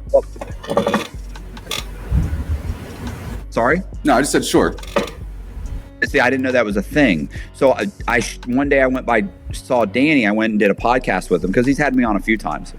And I showed it to him. I said, "What does this mean?"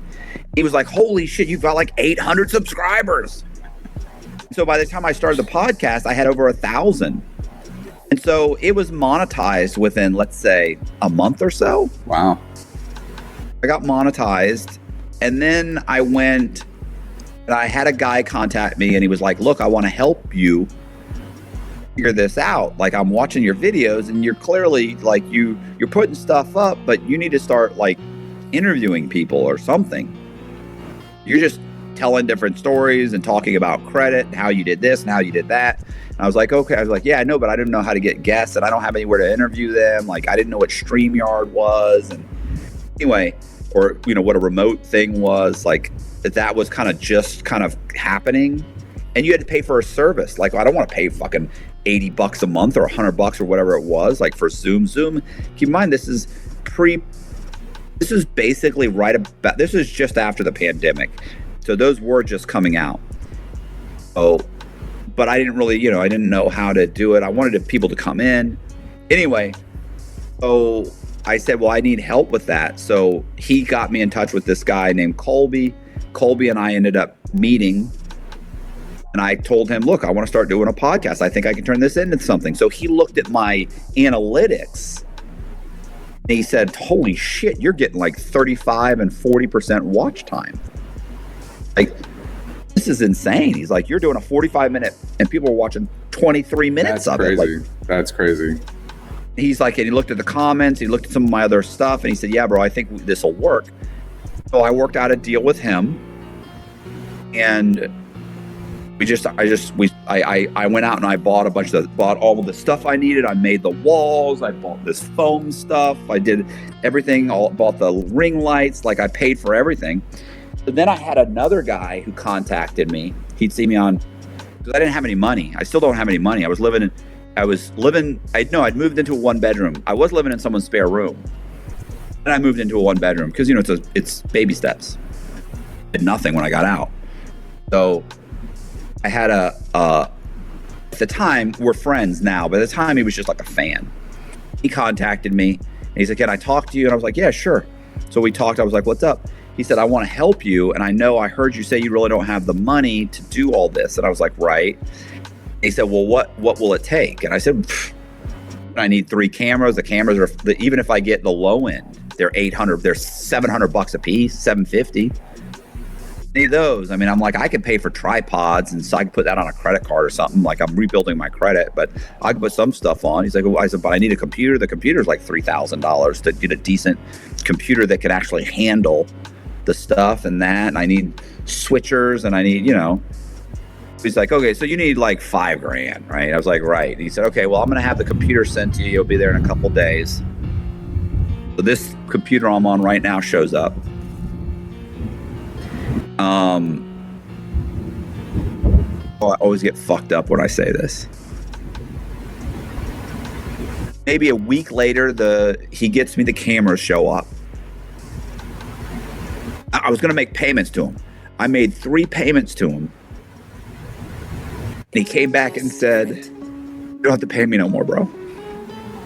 And I went, "What?" He said, "No." I said, "I forgive the debt." He said, "I didn't need you to repay me. I just wanted to know if you would." And he goes, "You've been paying me. I know you'll pay all the payments. I don't need it, and you do. So said, just, it's cool. He said, it's cool.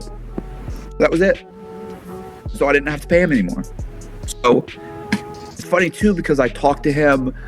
I don't talk to him that much. I talk to him maybe once or twice a month. Well, sometimes I'll talk to him every day or 4 or 5 times a week. Then I don't talk to him for 2 months. But it's funny because I was just talking to him before I got on this. Really? Yeah, I was just talking to him. Calling me up, telling me something funny. We're fucking around, and he's the one that I was telling him about your channel. Oh, okay, cool. I was telling him, he's like, why are you doing this guy's channel again? I was like, bro, it's fucking, it's polished. I said, the guy, you can clearly tell he's put in so much work and detail and everything. I said, and he's like, well, does he have any subscribers? I go, no. I said, well, he just started. They didn't have anything yet. I said, but you can tell that. I said, anybody who's putting this level of detail and work behind a channel, I said, you have to respect that. I said, so if this guy wants me to come and do his show, I said, I'm gonna fucking do his show. I said, I said, this guy is, this, I said, because I said, I think it'll work out, for you. But it's like the videos that I do, bro, this channel's just now starting to cut me checks, a decent check. Yeah. Where it's like, okay, this month will cover my rent. Hey, that's encouraging. That's encouraging. So keep in mind, I have a deal, I'm getting half of what should be, not half of what I should be getting because Colby runs the channel. He uploads stuff. I could do it all now, but we have an agreement. Okay. So I just make TikToks and I basically. Oh. That scared the shit out of me. I do 3 or I make some TikToks every month. I do 3 or 4 of the StreamYards. Probably in a few months from now, probably when we hit 100,000 subscribers. I'm 82 now, 82,000. When I hit 100,000 subscribers, I'll probably start posting 4 videos a month. Okay. I'm sorry, 4 videos a week. Right now we do 3. So I'll probably start doing 4 videos a week. And then I'll just try and make this my full-time job. Hell yeah. That's what I want it to be, my full-time job. That and writing, of course. I'll keep writing and doing all the other stuff I do. Sure. That's just where I'm at. So that's what's happening. Okay, man, that's amazing. How long did it take to build your Instagram followers from your YouTube? Listen, I it's not that I haven't worked and grinded, right? But I've had so much help. I had a guy from Canada who reached out to me and said, hey man, can I talk to you? He's like, I really want to help you build your social media stuff. And I was like, okay, well, I've had this happen. Guys reach out, oh bro, I'm gonna help you, I'm gonna do this, I'm gonna do that, and they don't do it. They mean well. Look, I mean, they genuinely do mean well. But what they realize is they've done 3 TikToks, they think they know what they're doing, and now they want to do it, and they're gonna do it full time, and they start to realize that this is fucking a lot, takes a lot. It does. And so they do it for a little bit, and then a month later they disappear. I've had that happen multiple times. So I was like, look, bro, I can't pay you. I said, and because I can't pay you, there's no incentive for you to continue to do it. So what's going to happen? And I tell him what's going to happen. You're going to do it for 3 weeks. You're going to realize that, hey, this is like a part-time job. Yeah. This guy's not paying me. He's getting all the benefit. And you're going to be like, fuck this guy and leave. I said, so I'm not interested. And he said, I hear you. He said, what I'm asking you is, he said, I don't need anything from you. He said, I want to do it for about 6 months or so. I'll do it as long as I can, and then I'll hand it over to you. He said, I really am doing it just as an exercise. He said, I'm a real estate agent in Canada. I watch a ton of your stuff. I think you're super entertaining.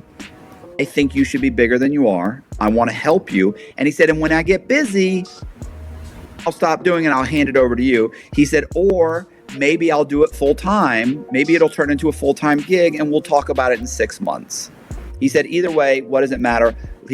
I'm just asking you if you have a problem if I start a TikTok channel in your name And I said, no, that's fine. He said, and I'll give you shorts, and I'll give you the TikToks, and you can put them on whatever media you want. You can use them as shorts and Instagram. And he said, and I'll keep them all. I said, that's fine as long as you keep them all under a minute. Well, I can do that. Don't be doing 3-minute ones because I'm not cutting them up and doing all that. I said, I don't want to do it. I don't have time to do it. Right. He was like, okay, cool. So he starts doing it. In 3 months, my TikTok had over 100,000 followers and like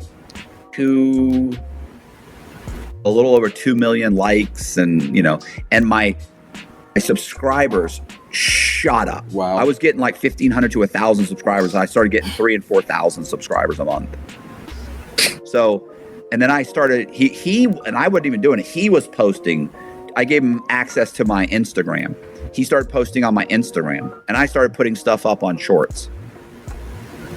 So that one blew up to, I don't know, is it at 80? Is it at 80 like 84 or 70? something like that? Yeah, I might be wrong, but it's at 78,000 followers right now. So what happened was probably 2 months ago, he stopped posting.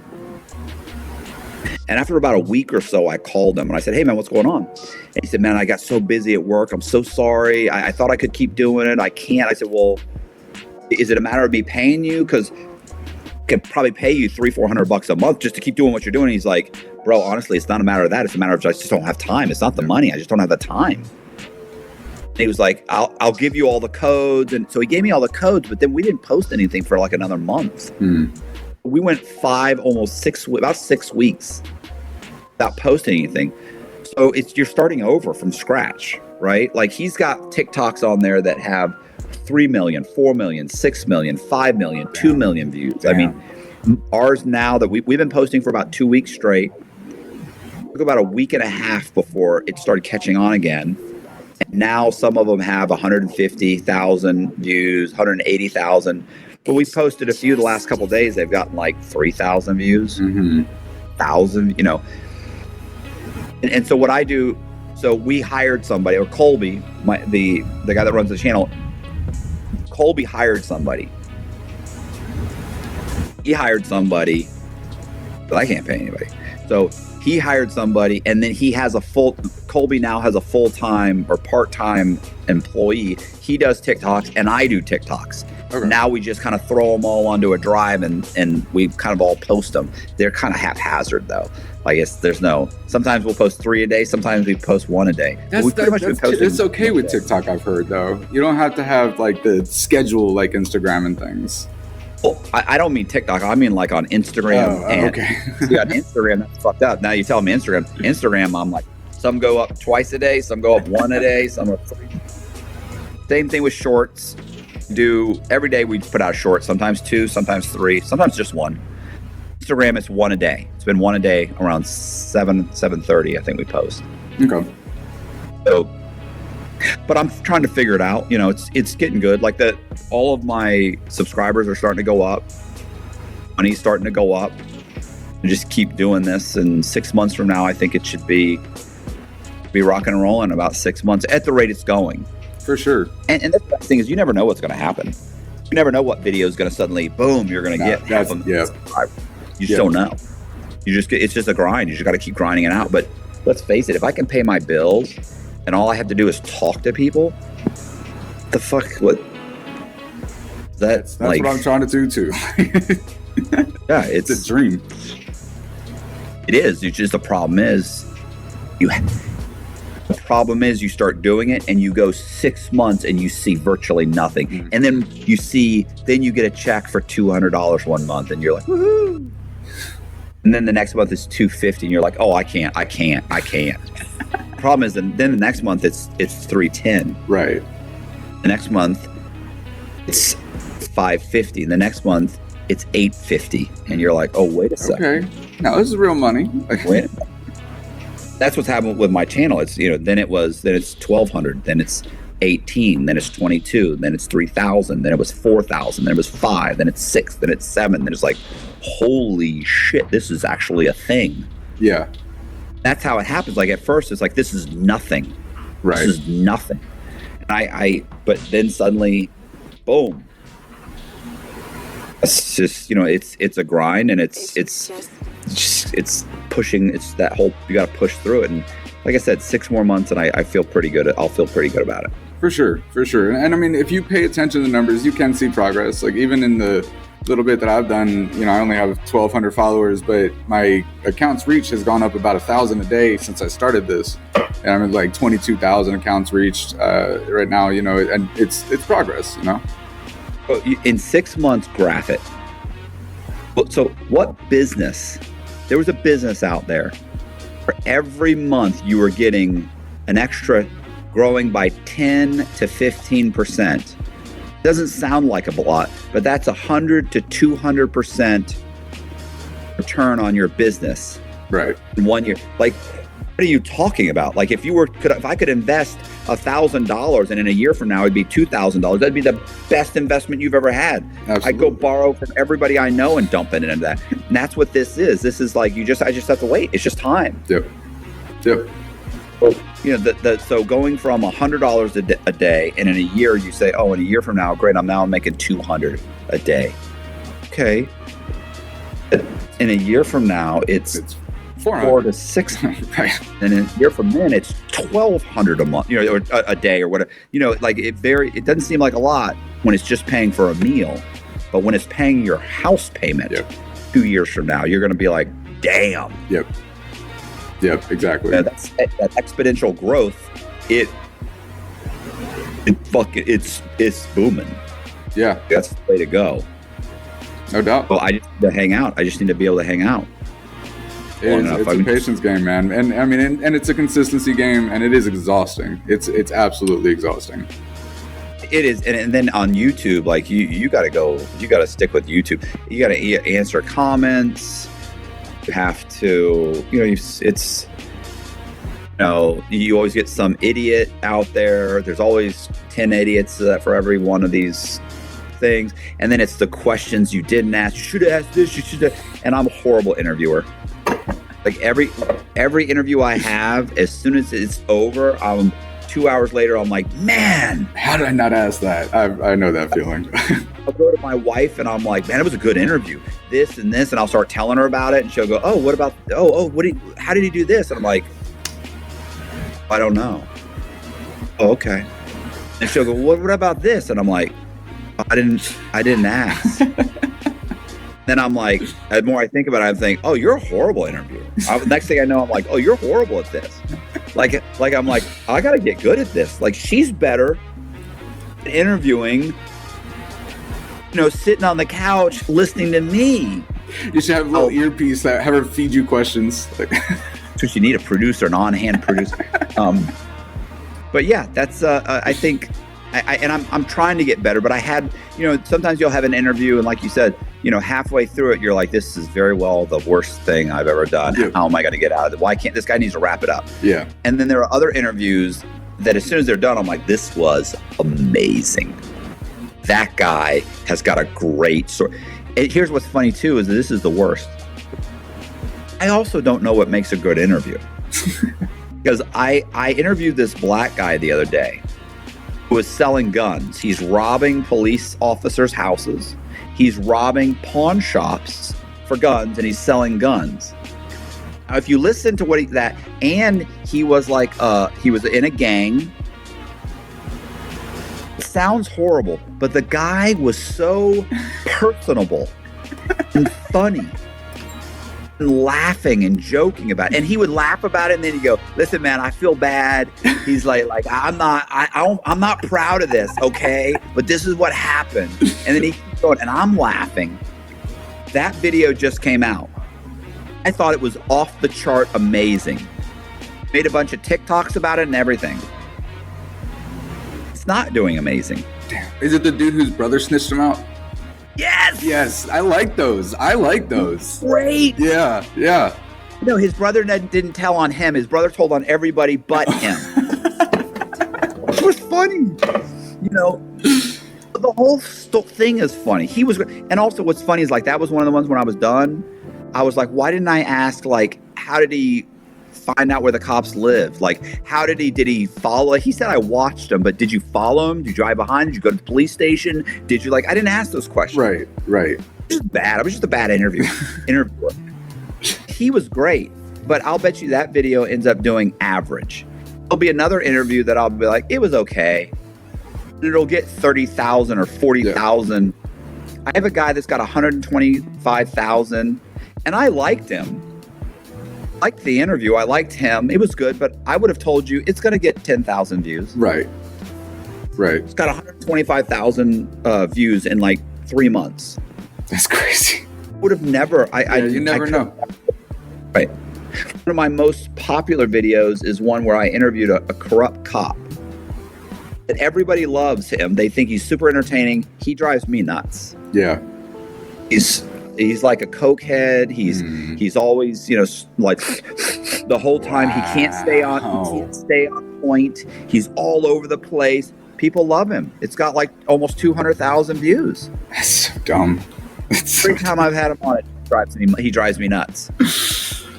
Drives me crazy. He's all over the place. I think it's a lot like the same as a lot of artists I talk to, where my least favorite song is everybody's favorite song. Right. They say, I hated this song. I've always hated this song, but it's the one that everybody freaks out about. Right. Like, does that mean something that I wonder? Does that mean something's wrong with me? Am I just not in touch?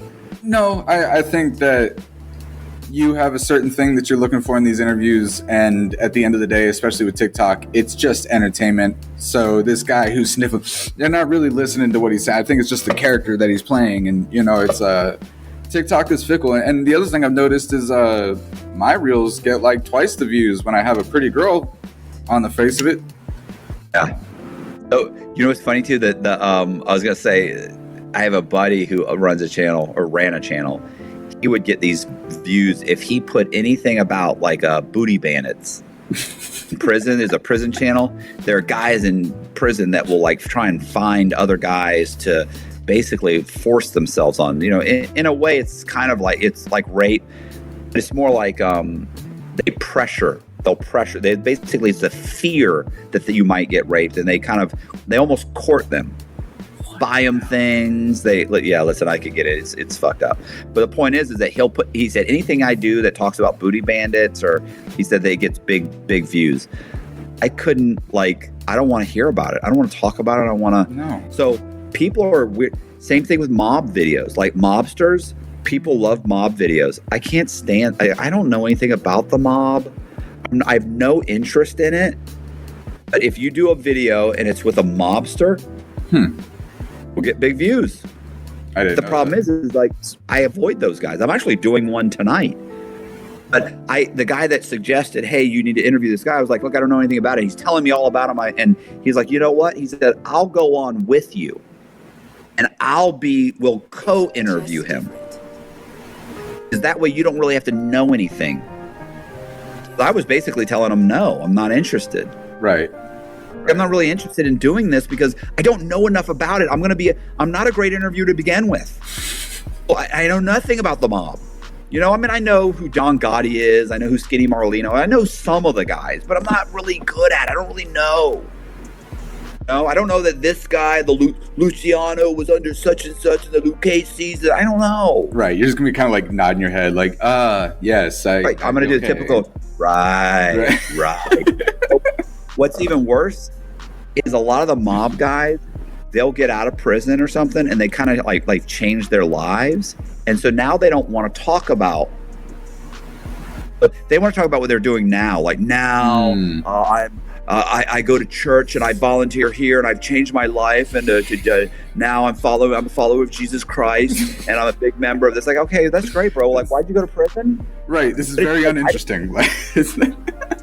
Like people are watching because we can talk about that. We can talk about that after you tell me where you were raised, how you got into crime, what kind of things were you doing, how'd you get busted, how'd you go to prison, and now what you're doing. We're not going to, but they want to skate over that. Like, okay, well, the fact that you found Jesus in prison and now you're running a ministry and you help, underprivileged children and you feed the poor, that's great. But I'm going to need more than that. And the truth is that honestly, so the problem with those guys is they don't want to tell their story. So you have to know their story to pull those stories out of them. And I don't. Okay. What could be a 2-hour interview for me ends up being 15 minutes and then 30 minutes of them telling me about how much Jesus Christ has changed their life. And hey, listen, God bless them. I'm sure they're good people. I'm more than happy to talk about Jesus. You host a true crime show. Right, but you came on a true crime channel. You need to talk about the crime. That's how I feel. Maybe that's selfish. Anyway, people, man. Yeah. You know, listen, I had this one guy from Canada who robbed ATMs. That was another one where it was funny, but he didn't really want to get into specifics. He and I were joking around so much that video ended up doing pretty well. I think it got like 40,000 views. Damn. And you know, for my channel, that's a lot of views. Yeah. Yeah. I'm thrilled. If I could get 40,000 views on every fucking videos and I put out 4 videos a week, you get 40,000, like, bro, that would be big money. Yeah. Yeah. That would be that my channel would make $10,000 or $15,000. Most of my videos get StreamYard videos get to 10,000 the first month. Then over the next 11, they get half that, maybe the same. So maybe between 15 and 20. In-person interviews get about almost double. In-person interviews of crime, if it's crime related. Sure. If it's some guy and we're just shooting the shit, then it's not. But if it's you come and you tell your crime story, then it's going to be that. It's more intimate and it's a crime story. So yeah, that makes sense.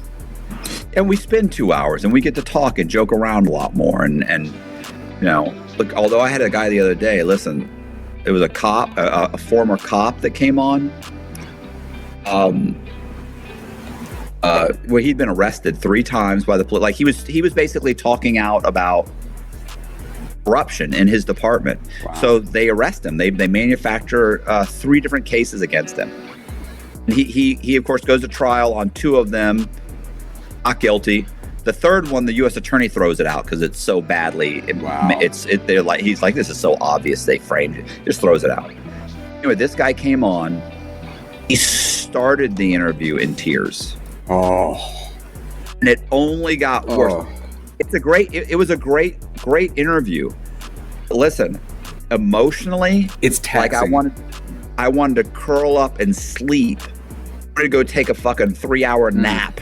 Yeah, just emotional, and so we never laughed. There's no joking. Like I like to kind of joke around a little bit. That's why I don't like serious crimes. Like I don't really talk about murder, like because I can't really there's no joking about this. Right. It's not funny. Right.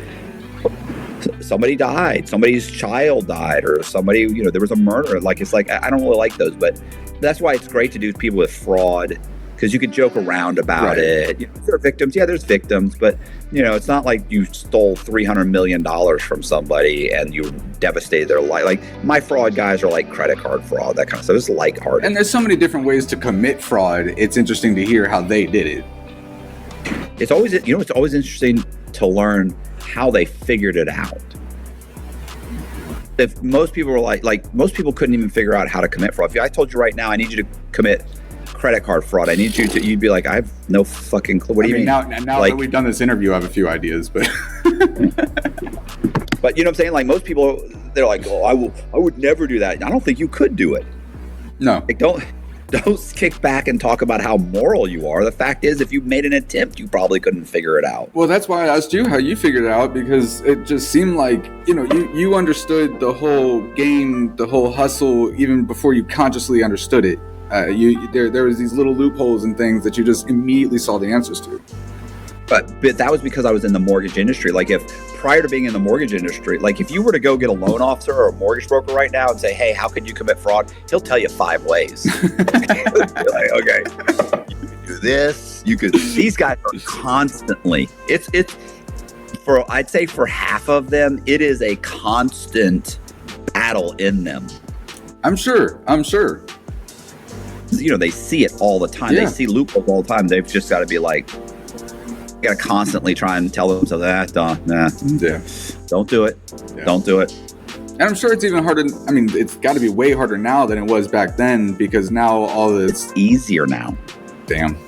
It's easier now because now you don't have to be an expert on taxes to do W-2s and pay stubs. You can go on like, you know, paystub.com and get them to make pay stubs and W-2s. You can make anybody can make a website. When I was making bank websites, like GoDaddy had just come out their own way so that anybody could design a kind of a pre-made website. There's thousands of sites now. Mm-hmm. Yeah. Thousands. Anybody will make it. Yeah, Give some kid $200, he'll make a website. Yeah. Yeah. No. So it's so much easier now. Well, I was thinking the securities that are in place with banks and the fact that you can't, you know, all the IDs are nationally connected. You couldn't go to a state that they hadn't been in and get a fresh one, you know. Yeah, you can. Wow. Okay. Yeah, you can, because here's the problem. Those systems don't actually talk. It's a hub system. They can order the documents, but they can't order them immediately. So if you want to pull up my photo from a Los Angeles ID, they can't just pull it up right away. Gotcha. You can do it in the state, but they have to request the photo. They can pull up the information. Does he have a valid ID? Right. It's like, yes, no. So by the time they get the photo, you have the ID. Right. Okay. If I show them a California ID, is it valid? Yes, but it's not going to pull up the picture and all this other stuff. Gotcha. So it's, you know, and then if you go into so I would go in the DMV, and if they were to say, something's not quite right, we're going to have to give you a call. I know right then they're ordering all the information, the photo, everything. You just leave. You know, right then they give you a tip off. It's not like they can go, oh, wait a second. I just pulled up your California ID. This isn't you. Right. They would never say that. They go, oh, hold on a second. And they just hit a button and Sergeant, you know, Deputy Jim would walk in behind you and handcuff you. And you'd be like, ah, shit. Got me. So there's so many things that are still, there's massive flaws. But yeah, there's a lot more software. Like the push notifications for fraud, for like if I stole your credit card, I went to use it, you'd be notified immediately. But that's not how my scam worked. I wasn't stealing people's credit cards. I was getting a credit card in somebody's name that had no credit card, had no idea he had it, who wasn't using it, had no access, had no phone, had nothing. Get an ID in his name, get the credit card in his name, mail it here, use it. And if it did, like right now, if I use that card and it gave me a push notification, it'd be giving me the push notification. He doesn't have it. He doesn't know. Right. He can't even pull his credit. Yeah. No, it makes sense. Yeah. So a lot of this, everything I did would still work. Gotcha. What's funny is now there's so many new ways to commit fraud now. Like there are these companies that buy your house unseen. Like they send a drive-by appraiser. Appraiser will drive by your house and just take a picture of the front of it and give a basic value of what that property's worth. They'll say, oh, your property's worth $400,000. And they'll give you an offer. It's worth $400,000. We can close in 5 days. You can close remotely. You don't have to go to the title company. We can do it right here on remotely. That's crazy. That's crazy. You know? And they do a remote notary. You show them your ID. You show them everything. I don't even have to go there. And they'll wire the money. They'll just wire the money to your bank. They used to wire the money anyway. They'll wire the money now. Now you know how many bank accounts you can open online? Yeah. You know, look at these banks, Chime and Cash App, and there's just tons of them. Yeah. There's tons of online bank accounts. You don't have to go in the bank. So yeah, got me thinking. Got me thinking. Oh no! All right. This YouTube thing better work out. Yeah. This has been Character Asked It here with Matt Cox, a guy with a story like no other. I really appreciate your time, man. The most prestigious network in the land, the Signature Series Network.